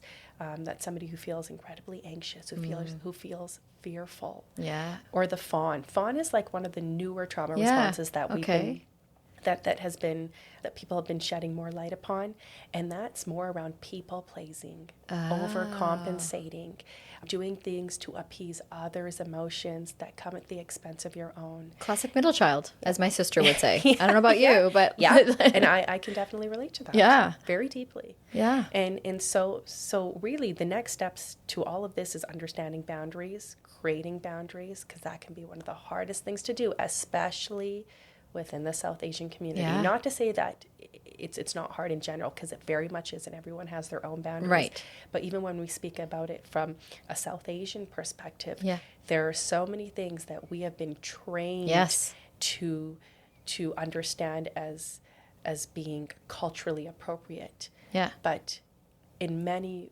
ways or not, they have not served us, and they don't serve us today. And they in fact actually they cross so many of those barriers. Yeah, totally. And so we can even look at it from, when you're really thinking about self-awareness and learning more about yourself, I think sometimes it can be incredibly intimidating, because we're always trying to be like, okay, where do we start? Do I have to learn about my thoughts? How do I even, dissect my thoughts? We don't have to start there. We have to just start about understanding what we're feeling in our body, thinking about how we actually respond to others when we are feeling upset, uncomfortable, or just, not right, and learning about what boundaries actually look like. Yeah. But I think if we were to pay closer attention to our trauma responses, you'd be surprised at how much insight that would give into who you are and how you choose to navigate things that feel difficult for you, such as interactions, conflict, the way we speak with our partners, our bosses, colleagues, friends. Because it doesn't just have to be within the household. Yeah. And what's also very interesting too, and I'll give you a personal example as well, and I'm sure others can relate to this as well, is that, who you are with your partner in terms of your conflict, the way you choose to resolve conflict may be very different from how you choose to resolve conflict with, for example, a boss, right? We may feel like we're more assertive with our partners, but we're a little bit more timid with bosses. Okay, did you break into my house and read my diary? Seriously, because 100% what people at my work would think I am and how I am would be very different if they got in a room with family members. It's so true. Like you kind of fall into a different, transfer however I thought authority, like you said, like some of the cultural pieces, authority was such a big thing that I grew up with. You respect your elders and teachers and people in power. And so you never argue them. Even if they're actually wrong, you don't argue them. So when I go to work, it shows up very, very, like very clearly for me. And I struggled over the years, and I'm a grown adult. Now I'm having kids, and I've been doing this job for so many years, and I still struggle to break that dynamic. I wasn't able to get over that hump. And it just became to a point where it was really impacting my own well-being, because I felt like a victim in situations. I also felt like it was paralyzing me in my ability to think critically and do things, because I just felt like, oh my God, I have to respond to authority in this way. And so I wonder sometimes for many of us, like how often do we connect and link that to what was my relationship with authority like growing up? That's sort of what you're saying, right? Like, yes. Why do like you said, why do I respond this way with you, but I don't with you? Like, it's very interesting when you say looking at our fight, flight, fawn, freeze and all that. Yeah. Yeah. And I bring this up because I very much have operated in a similar way to you. So, I can find myself feeling much more safe with respect to being able to vocalize my thoughts and use my throat chakra with perhaps a partner. Yeah. But in a work setting, it's always been a little bit more challenging for me to really vocalize my needs, or my opinions, or what I believe, may be right. Or just establishing boundaries. Yeah. Right. Yeah. And so I think it's really important to hone in on understanding the different sort of environments and the influences that they have on you as a person, and how you choose to really assert yourself. Because I think that will speak to, again, how we choose to deal with conflict, but really awareness around what our trauma responses look like and how they do heavily influence internally. And that's why it's always about turning within, right? And so there's so many little things that we can do to really just start learning about ourselves, because that's so much of it. But I would largely place an emphasis on self-compassion and self-love. And the next question could often, and a question that I often get is, well, how do I practice that? Yeah, exactly. Right? How do I practice that? How do people practice that? Like you made a really good point about turning within. So how let's say the example is someone, or I can use myself as an example, something bad's happened to me, and in that situation I'm the victim. Something bad was done to me. And now I have to grow up living with this, and I'm an adult, and so how am I supposed to turn within and look at that thing that someone else did to me? Though I didn't do that to myself. That was their issue. So how would you help me turn within? Because it would be very difficult for me to do that. And I would imagine others, right? When you think, oh, this was done to me or what. And I'm just, that's an example. I'm not necessarily saying that's where I'm at, but I've been there where it's like, you're telling me I have to grow and I have to learn and I have to be the better version when this person over here did this thing.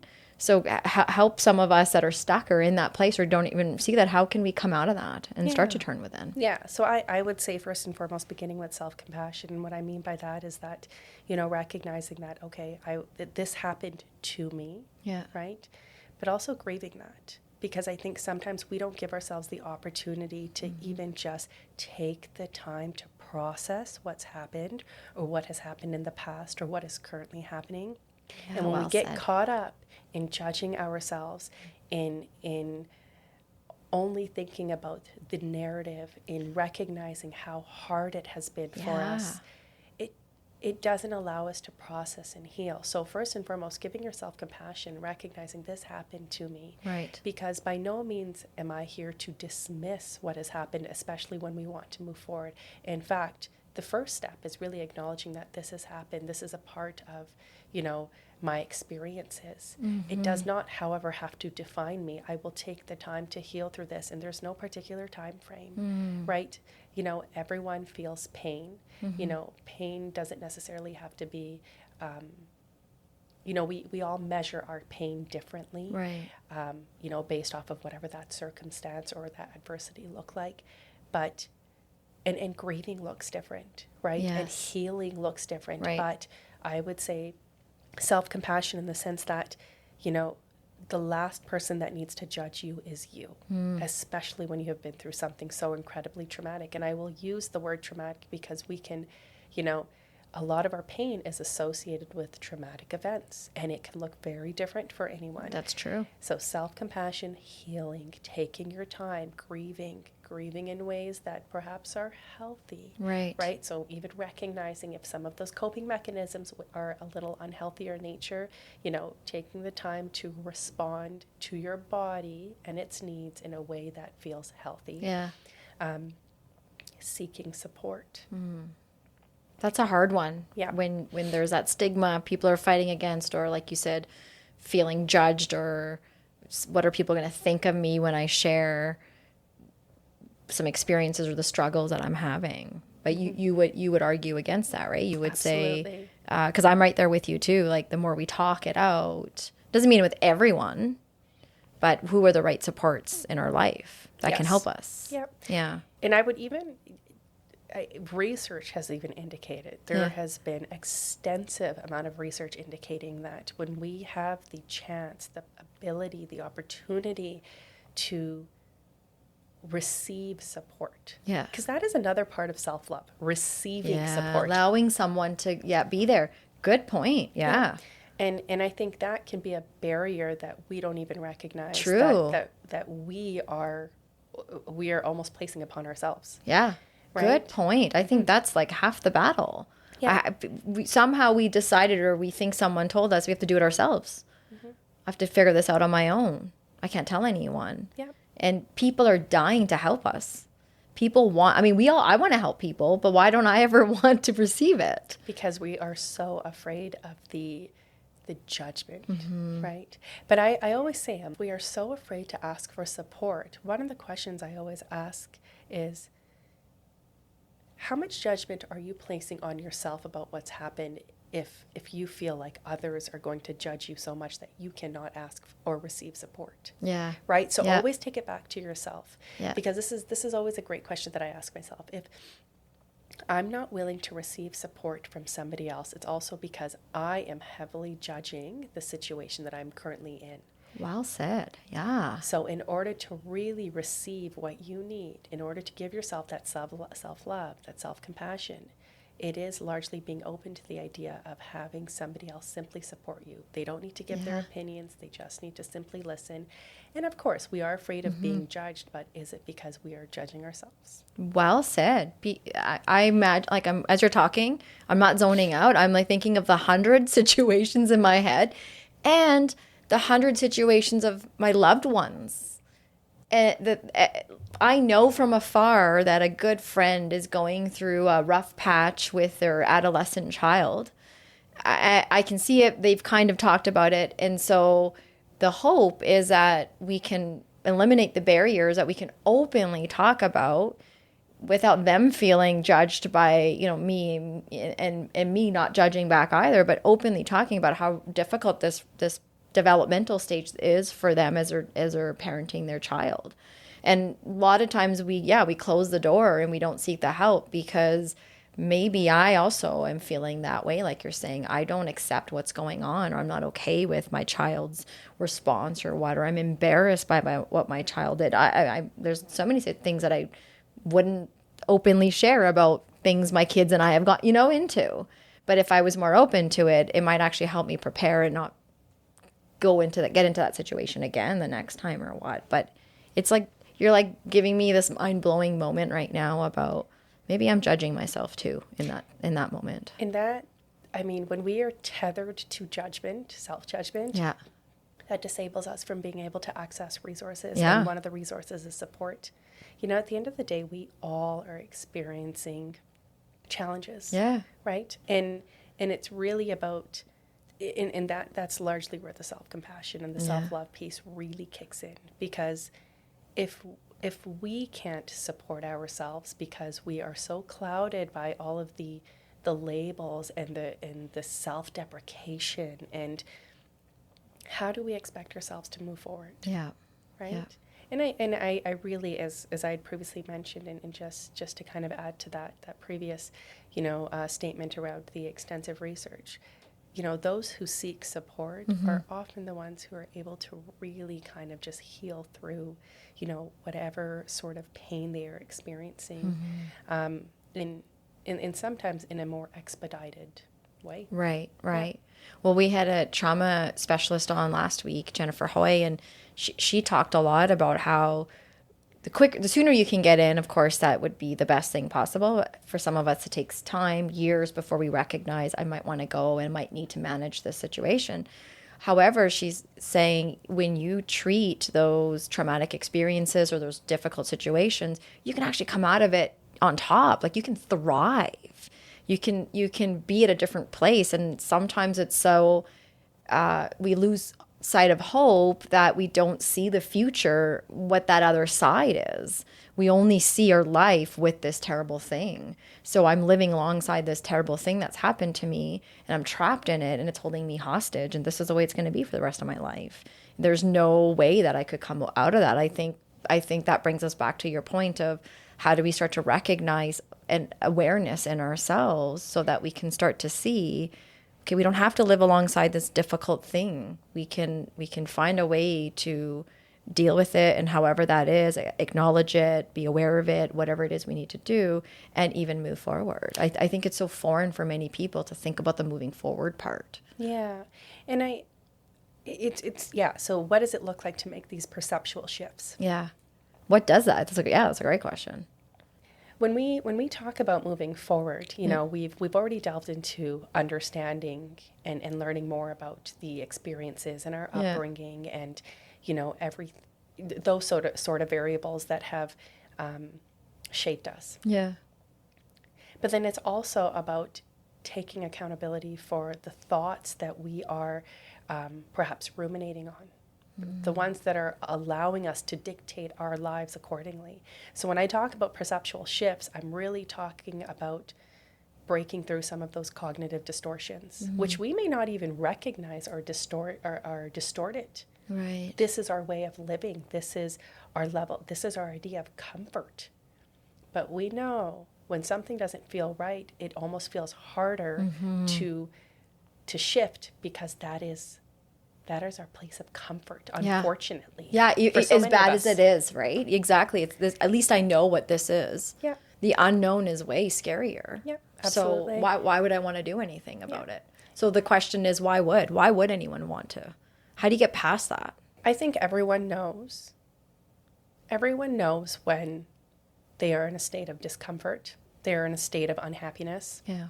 And I'll focus more on discomfort than I will on happiness, because I think that life comes in ebbs and flows. Yeah. But I really think it's more so about how we choose to respond to those events. Yeah.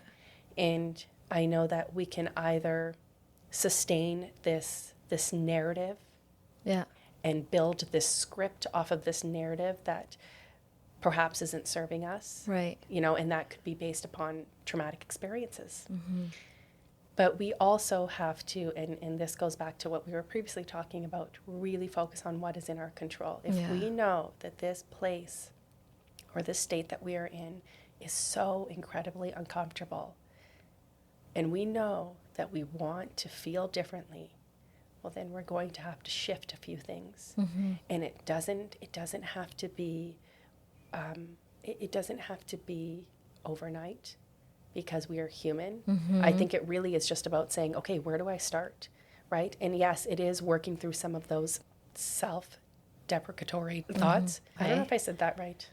I couldn't tell you if it was right. Yeah. There's a whole thing framed back there of things I make up, because I make up words all the time. I always mispronounce them. This is where like the immigrant part of me comes out. 100%, because sometimes even my husband will be like, I don't get it. Like, you were born and raised in this country. You went to university. Yeah. I'm like, but my household wasn't Canada. My household was India.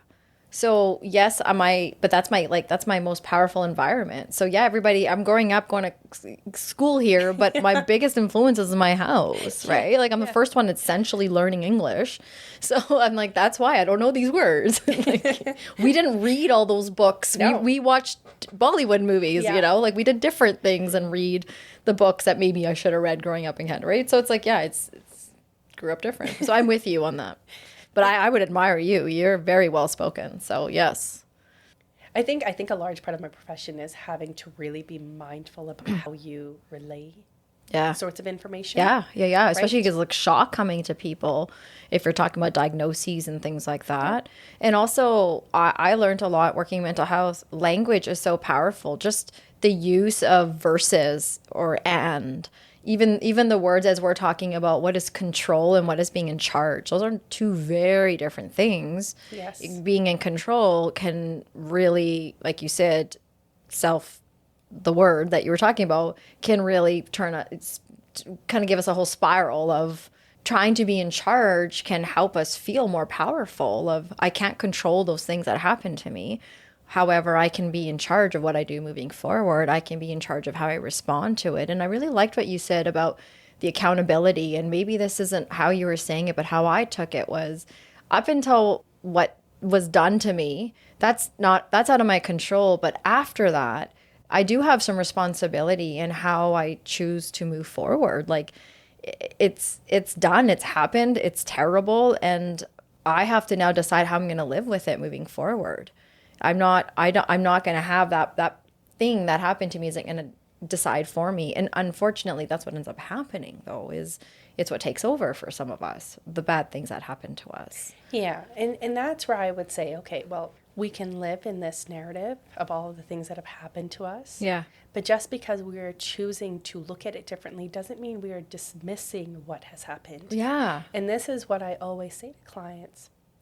Or even when I'm kind of working through anything that I have experienced that perhaps may have felt traumatic or painful. Yeah. Just because I am choosing to respond to this, or just because I am choosing to navigate around the situation differently, doesn't mean I'm dismissing it. Yeah.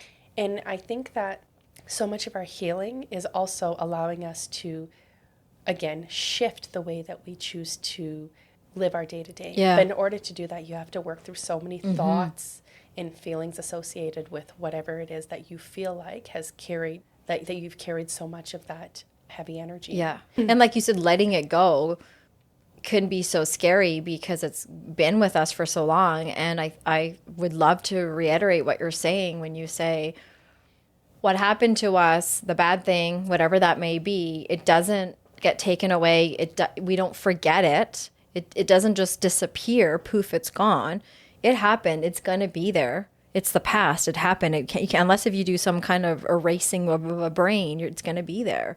However, we can be healthy. We can heal. We can find a way to move forward and still be validated that things still happen to us. It's how we choose to get to the next place. And you're right. There's a sequence of steps in between and how to get there. I don't think either one of us is sitting here saying, let's all get over it. I think for everyone, it's their journey. We all experience events in our way, and we all need our own time to go through it. So it's not your or my decision to say that. That's not where we're going with this. What we're saying is there's a possibility if we can start tapping into, even just starting with the body, that level of awareness, to figure out where do these feelings go when they come up? Where do these memories sit in my body if that's what's causing it outside of whatever medical attention I need, as you had talked about earlier. Right. So even just recognizing your own patterns. Yeah. And so, I very much agree with you when you say we aren't here to dismiss what's happened to us. Yeah. We're just here to live differently. Yes. Especially when we know we're carrying that pain and we recognize how much it is being projected into our relationships, Right. or how much it's impacting our ability to, function in a way that feels successful, in a way that feels comfortable, in a way that feels light. Yeah. Yeah. Because that is just it. That is the forefront of understanding what change looks like, right? And perhaps it doesn't need to necessarily, shift doesn't need to occur because of a traumatic sort of experience. That's right. Right? Yep. It can happen for multiple reasons. We are forever evolving. We are Yes. humans. We are Yeah. always growing. Yeah. But it's really about thinking about, when you're thinking about moving forward, it's understanding that it is a piecemeal approach. It is incremental. Progress is incremental. Yeah. And there are so many ways that we can go about change in a positive way. Right. Not linear, because I don't know if change is ever linear. That's right. Sometimes we expect it to be, though. Yeah. But Yeah. But it's even just paying close attention to the most subtle things in your day, right? What things do you feel impatient about? What things really trigger you?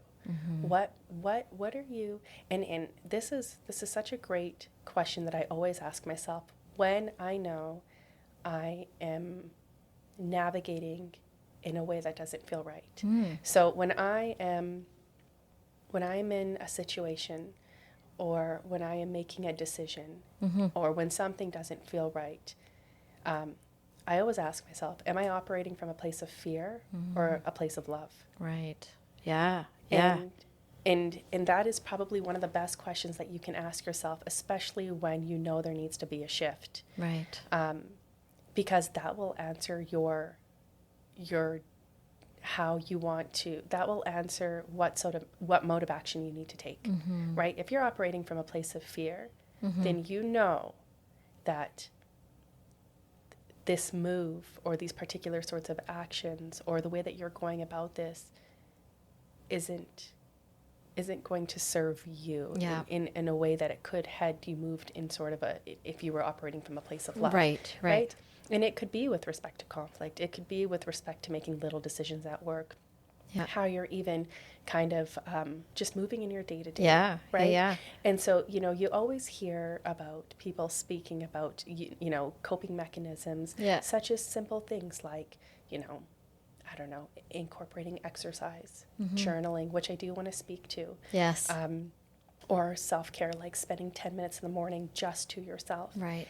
And I was actually thinking about this a few days ago. I was like, when people say you really need to give yourself time to process what has happened, or just give yourself time to reflect, I really started to think about, okay, when I'm reflecting, what does that truly look like? Because we can spend a lot of alone time, but what does true reflection actually look like? Yeah. Because people can spend hours of their time every day, engaging in solitary time. Oh, yeah, like the new season of Too Hot to Handle's out. Yes. So I'm going to be spending a lot of time alone. Exactly. Yet I'm going to be very distracted. So it's not really alone time. And that is exactly where I am going. Yeah. Because, look, everyone has their own ways of recharging and rejuvenating, but to really navigate through situations differently in order to move towards a way that feels lighter, and perhaps more positive, in a way that makes you feel more comfortable, you're going to have to sit with yourself. And I think that is what is incredibly fearful for us, because we're worried about the thoughts that will show up. So we often occupy or distract ourselves. Yeah. But that's why I speak about thoughts now as opposed to earlier on in our discussion, because we don't have to go there immediately. That doesn't have to be the first place that we need to start. Yeah, because you started with feeling. Yeah. Yeah. Yeah. Which is what we often feel or connect to first. Yeah. Yeah. Feel the hotness when I'm getting angry before I recognize I'm actually angry. Yeah. Feeling like, whatever that looks like for you, you're feeling really fatigued over the past week. You're feeling, like you're overly thinking. You're thinking about everything. You're ruminating on things that you typically don't think about. Yeah. Okay, so you're chronically worrying. Why? What has happened over the course of, the past several weeks to make you feel like that? Yeah. But paying attention to your body, Yeah. really paying attention to your body, and then taking it from there. Because I feel like that is more of a concrete approach. Yeah. And that is, that can sometimes feel like a lighter way to start the healing process, or just to pay more attention to identifying what feels uncomfortable or what doesn't feel right. Yeah. I think we can give ourselves more permission when it's a feeling, because when we get in the thinking brain, then it's a lot of logical, and we have more explanations to why that person made us feel that way or what. But when you get to sit in the feeling, I think there's way more permission to say, I feel shameful, I feel guilty, I feel embarrassed, whatever it is I'm jotting down or recognizing in my body. That interaction with you embarrassed me, and that's why I feel this way or whatnot. And when we start to work with our thoughts as well, it's so convoluted. Yeah. When you're able to identify a feeling in your body, it feels more objective. Yeah. Right? Okay, I know my heart is racing. Okay, something is wrong. Yeah. Whereas it's like facts. It's happening. Like a fact. Yeah. Absolutely. And that's Yeah. why that's an easier identifier. Yeah. Good point. Yeah. Yeah. And so that even takes me back to the strategy of journaling. Yeah. Because I know that can feel like a daunting process to many, but I will tell you from my own sort of personal experience why I find it so incredibly therapeutic. Yeah. For one of many reasons, but I'll just share, the primary one. I find that think about how many thoughts surface, every minute, every hour throughout the day. We don't have the time to battle all of them or combat them. And if we're battling the ones that feel the most challenging, or the ones that, are showing up for us, are showing up the most. But those can also, sometimes we have a hard time deciphering whether those are actual thoughts, or perhaps those are self-deprecating comments. Yeah. Like, is the way that we perceive, and even when you look at trauma, the reason why it's so important to say, okay, if I do want to move forward, I have to heal. And what does it look like to heal? It's processing these memories differently, because we'd be surprised at how much our traumatic experiences actually shape the way that we perceive the world. And that, to me, is so significant in understanding what it even looks like to move forward. Right? If you've lived with that, let's say these traumatic things have happened to you since birth, in an early childhood, you've only known your life with those experiences. So I would imagine it can be challenging, it can be difficult to have that recognition or awareness of something that could be impacting you so much into adulthood, because you've lived with it all your life. Absolutely. So how do you step out of that? Well, exactly. And so let's say you've had a traumatic experience that has resulted in chronic anxiety, right? Yeah. Like you're constantly feeling anxious, you're constantly worried. Well, what that's going to create is, okay, your body is always in that fight or flight mode. Yeah. You're always in survival mode. And for so many people who have experienced really heavy traumas, they're always in that survival mode. So imagine how they are perceiving particular situations, which may perhaps not always be a threat. Right? Or may not always be dangerous. Yeah. But that's why it's important for us to say, okay, if we want to move forward, what are some things that we can do to perhaps shift? Yeah. And not outside of taking the blood pressure pills. Yeah. There's a little more to it. Like why do I need blood pressure pills, or why do I need these pills? Could there be something more happening to me than medical? Yep. Maybe not, but maybe. Yeah. Right. And what would it even look like to just simply explore that? Yeah. And it's just learning more about yourself. So when you start to journal, the nice thing that I find is that when I have the opportunity to write, and you have the opportunity to see what you're writing, because when you are constantly battling thoughts in your mind, there's no room or space to think, to actually rationally work through these thoughts. When you see it visually written out on paper, you actually have the time to say, okay, should I be putting weight on this thought, or should I be letting it go? Interesting, yeah. This is showing up for me quite a bit, and it's showed up for me in so many different areas. Let me think a little bit, let me give myself a little bit more time to actually think about, why this thought is showing up, or what are different angles? What are some angles that I can, perhaps shift this sort of thought into more of a positive thought? Or what do I need to do to work through it? When you have these thoughts and you're constantly thinking about them, which we all do, it's natural, it's a part of life. You don't have the time to work through your thoughts in your mind, is all I'm saying. Yeah. And when you do, you're already on to the next thought. Right. When you journal, you can actually be like, oh, hey, these are all the thoughts that I'm experiencing. Oh, let me put weight onto these first two. Yeah. Oh, the rest of these, they don't really matter. I'll go back and give little Kieran a hug later and she'll be okay. Yeah. But I it's amazing how many therapists, I think every single one of the therapists that have come on to this point, you all have talked so much about how journaling is so important, and I love that it keeps coming up. And I think, I'm like, I need to do a whole episode on it, because there is something that is meditative about it. I hear from people. It starts to feel more like facts, like you're saying, because it's out on paper.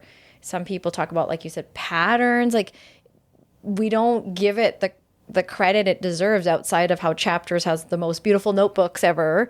Outside of that, we don't really give it the credit that we can, as you're saying. And other therapists are also saying that journaling is so helpful. And I have a couple of friends. There's one in particular, I won't, name her, but she knows who she is. She's going through a different phase in life. Her adolescent is growing up. And so she's been talking so much every time we see each other about the journaling and the things that she's recognizing, and sometimes even resolving in the moment, because she put it out and then she's like, I need to tend to this before I can make supper. Otherwise the day is going to be ruined, or whatever it is. This is emergency. I have to deal with this. This can wait. Or why does this keep coming up? Like you said, I got to be curious. There's people there that love doing it. I know journaling is so good for you. I struggle to get the notebook and the pen and do it. Like, what are some ways that those of us that don't do it can actually tap into it? Because, like you're saying, it can be so helpful. Yeah, and just to even elaborate a little bit more on that, the reason, again, why I do find it incredibly helpful is because when you journal, you have the time to really understand what is showing up for you visually. And when we can visually see the thoughts, it allows us, again, to really place emphasis on particular ones, and you're giving yourself the space and the capacity to work through these thoughts, because, again, we have a million thoughts running through our mind, and so you can only attach your time to certain ones. But then what also happens is that when you do fixate on particular ones, then it's you don't have the tools that you may have when you write it down to actually see through in more of a rational way. Right. So what I always say is that, if the idea of like the initiation around journaling is what feels hard for people, I always say, pull out your phone. You don't need a journal. Yeah. You actually don't need a journal. Everyone always has their phone on themselves. Yes, that's very true. Right. Yeah. And so I'll give like a really great strategy for even just like combating assuming the worst case scenarios. And this is what I often provide as a method or strategy to clients. For those who assume the worst case scenarios, I actually don't refer to the idea of a journal. I will say, pull out your phone, write it down. Write down the worst case scenario. And then I want you to combat it by writing down the best case scenario, followed by the most realistic case scenario. When you can visually see that more than one scenario exists, it will naturally soothe your nervous system. That's right. Right? And so that's why writing things down and being able to visually see them is so cathartic, because we're giving ourselves the opportunity to see something laid out for us, as opposed to trying to battle it with another thought and then another thought. All the while doing something. Exactly. Like, it's a lot at once. Yeah. Exactly. Yeah. It's multitasking. When you are trying to combat thoughts in your mind, it's not easy. When you're that overwhelmed, you're right. Like, which one, like you said, do I start with? And then those thoughts get pushed down, because the reality for some people is, how am I going to get food on the table? How am I going to make it to my kids' concert and the snow? And there's all these sorts of things that need to be prioritized. So the feelings get pushed down. And I like what you're saying about when we take the time, whether it's on our phone or we handwrite it out, it just is reflective space, and spending some time with ourselves in the day can help us like you said, look at patterns, can help us look at what does tomorrow look like, what's going on for me today. But more importantly than anything I'm hearing today is when I build some awareness for myself, I can start to practice self-compassion.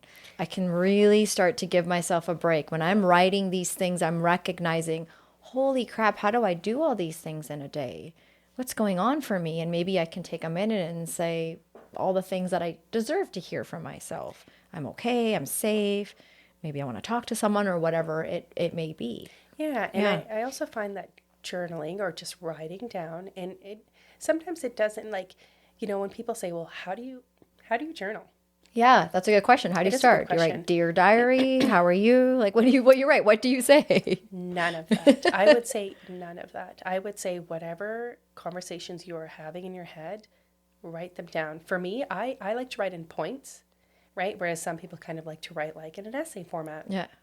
I like to write in points so I can kind of refer back to them. Yeah. And it could be anything, right? Sometimes it could be a point followed by giving myself 2 minutes to actually think about that thought. Yeah.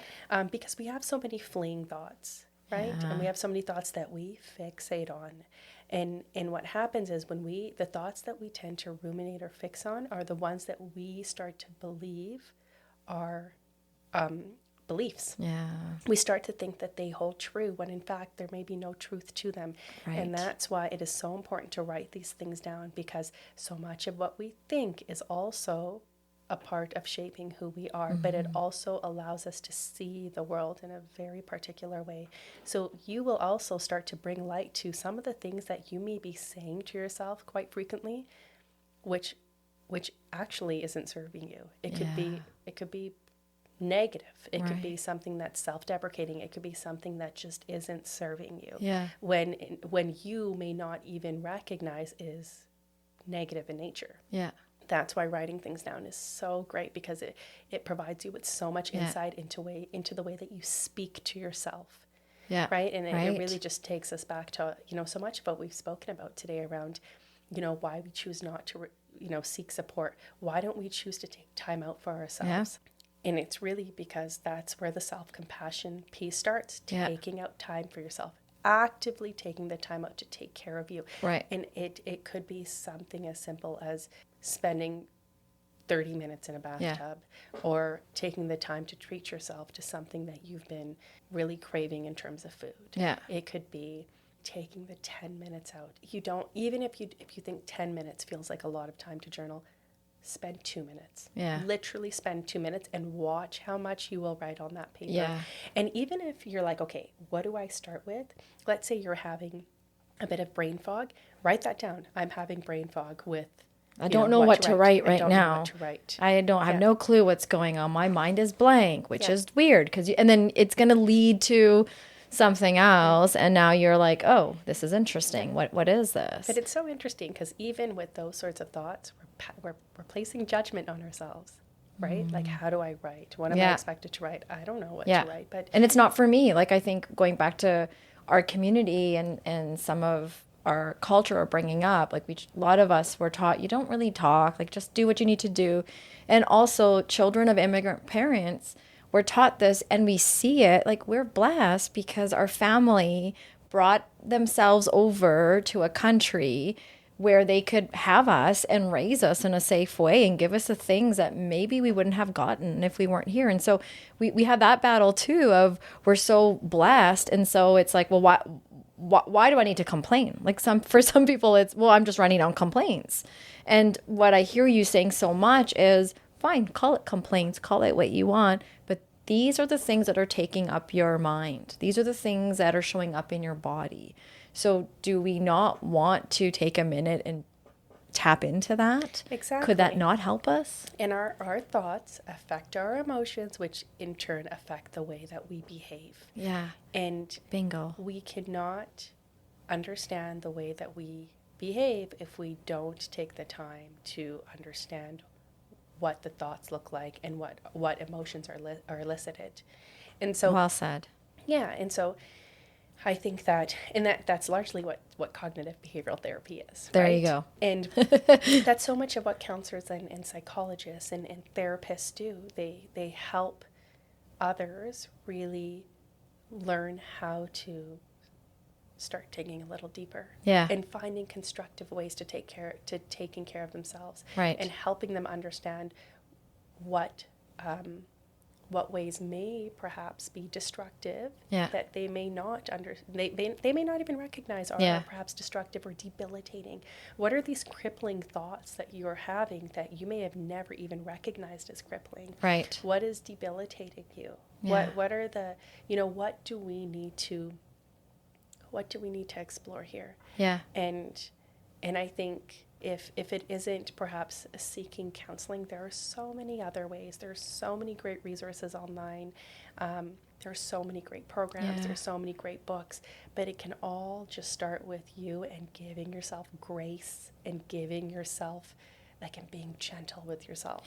Because we are our biggest critics. And totally. That is probably, if we are tethered to judgment and we are tethered to critiquing ourselves, those are going to be the barricades to never being able to move forward in a more positive way, just to feel more comfortable inside, to move with ease, to move with light, because we are all capable of experiencing that, but we need to manipulate what is in our control, not what is out. And what is out is more often than not the circumstances regarding the traumatic experiences, our childhood upbringings.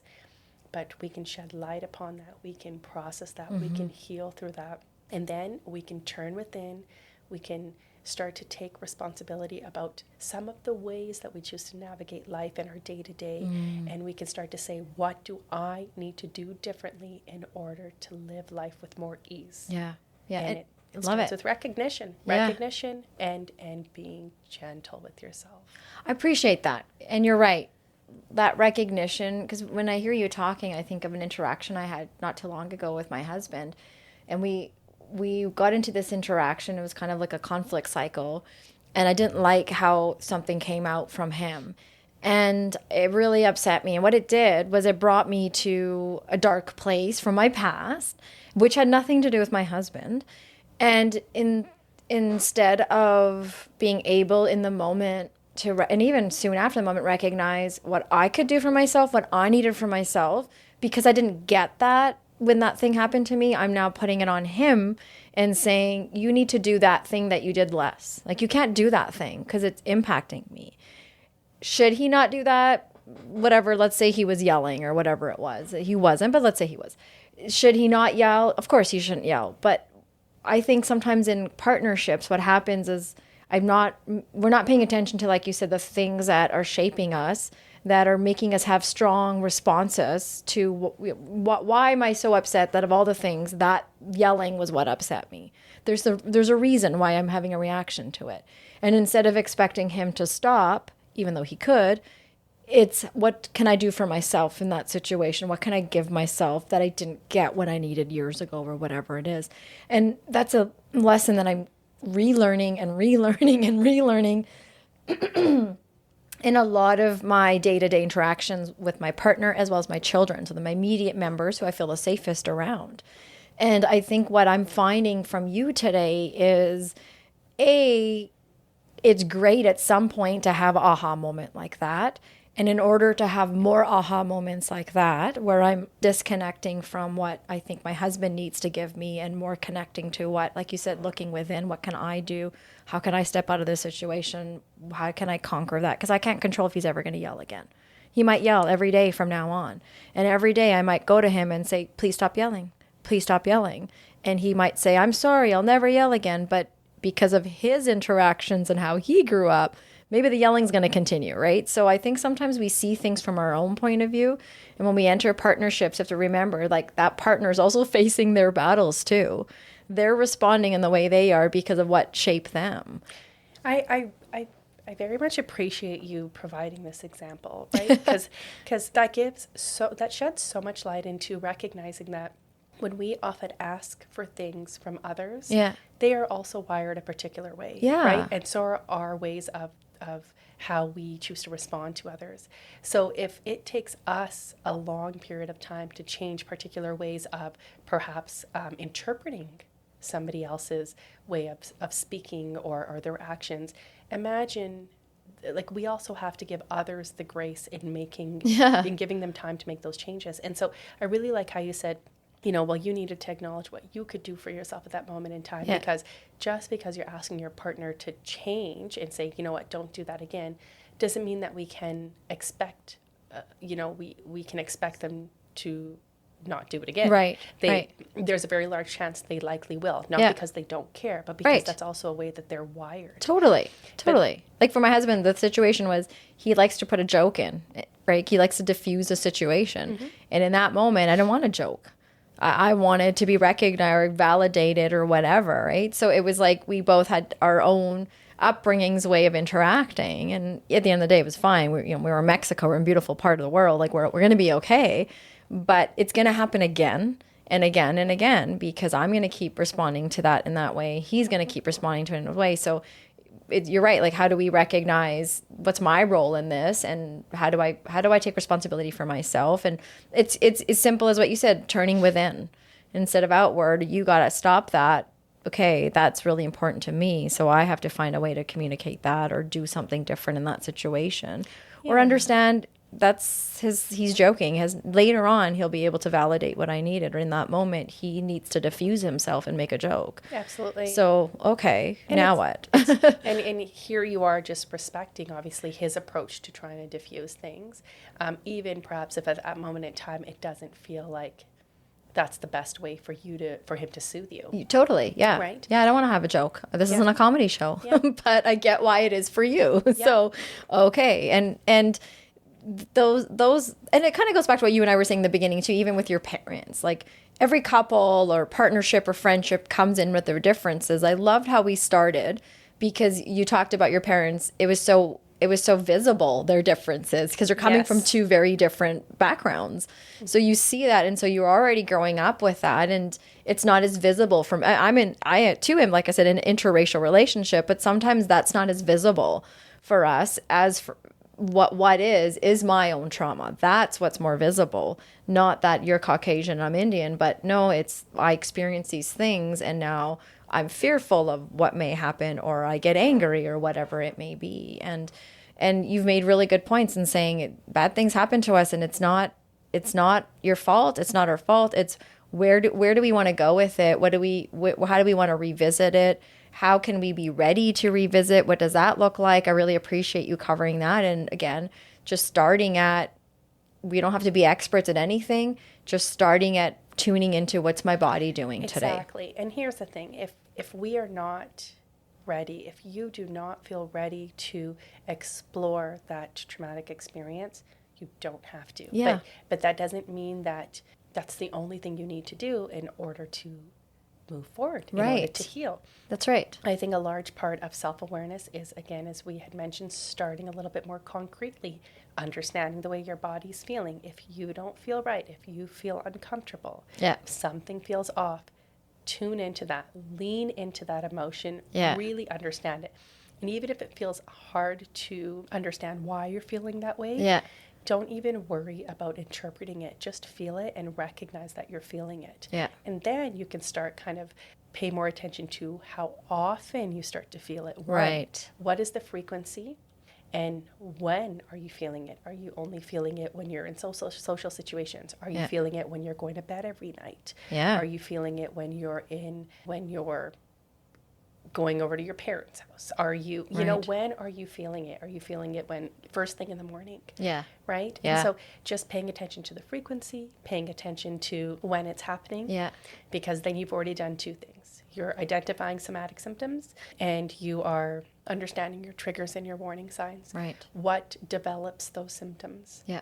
And then you can start getting into more of the deeper work. But doing number 1 and 2 is already great self-awareness. You're already doing so much of the work.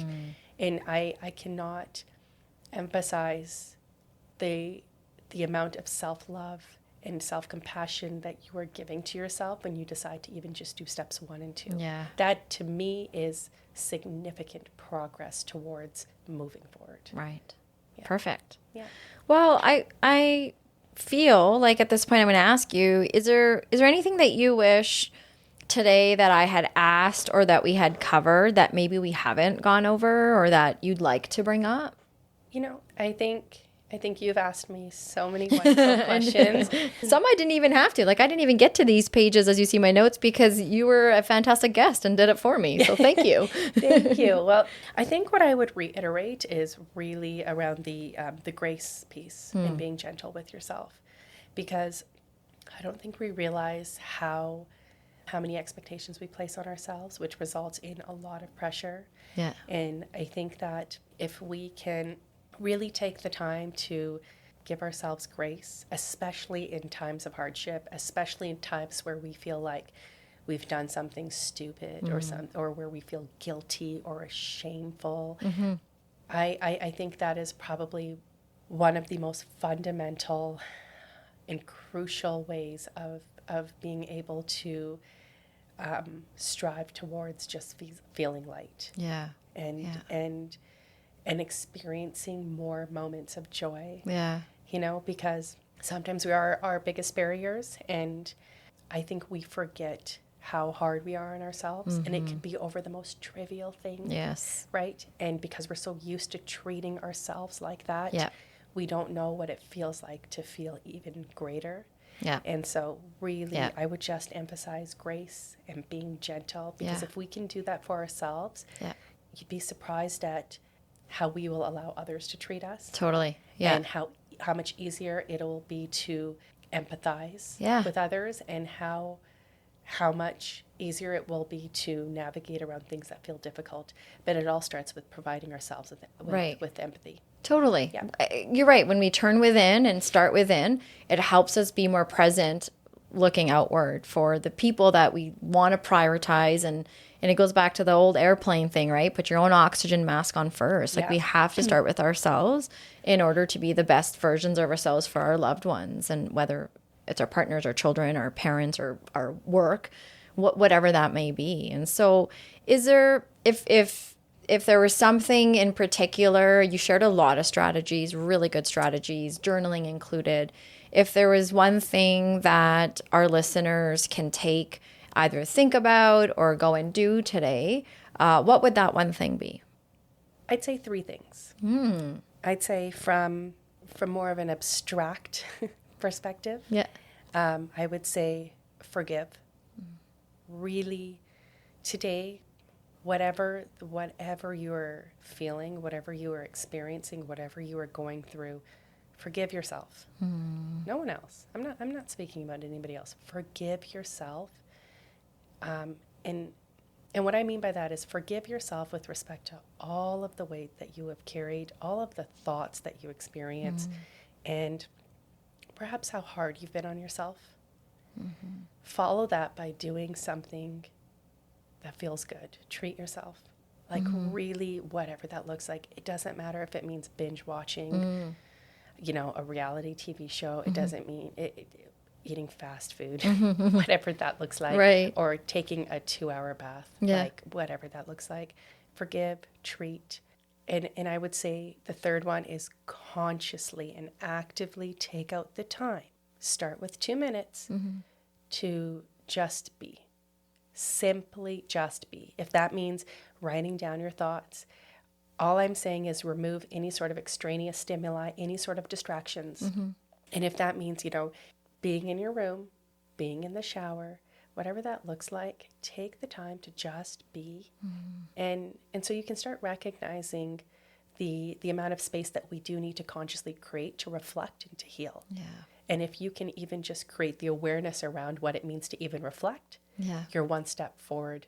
You're moving one step forward to even just reflecting in order to move forward. You know what I mean? Like, it's a cycle. For sure. It is. And it comes back to further building insight, which then helps us become more self-aware, and then it helps us with our relation. So it's like you're saying, it's all connected.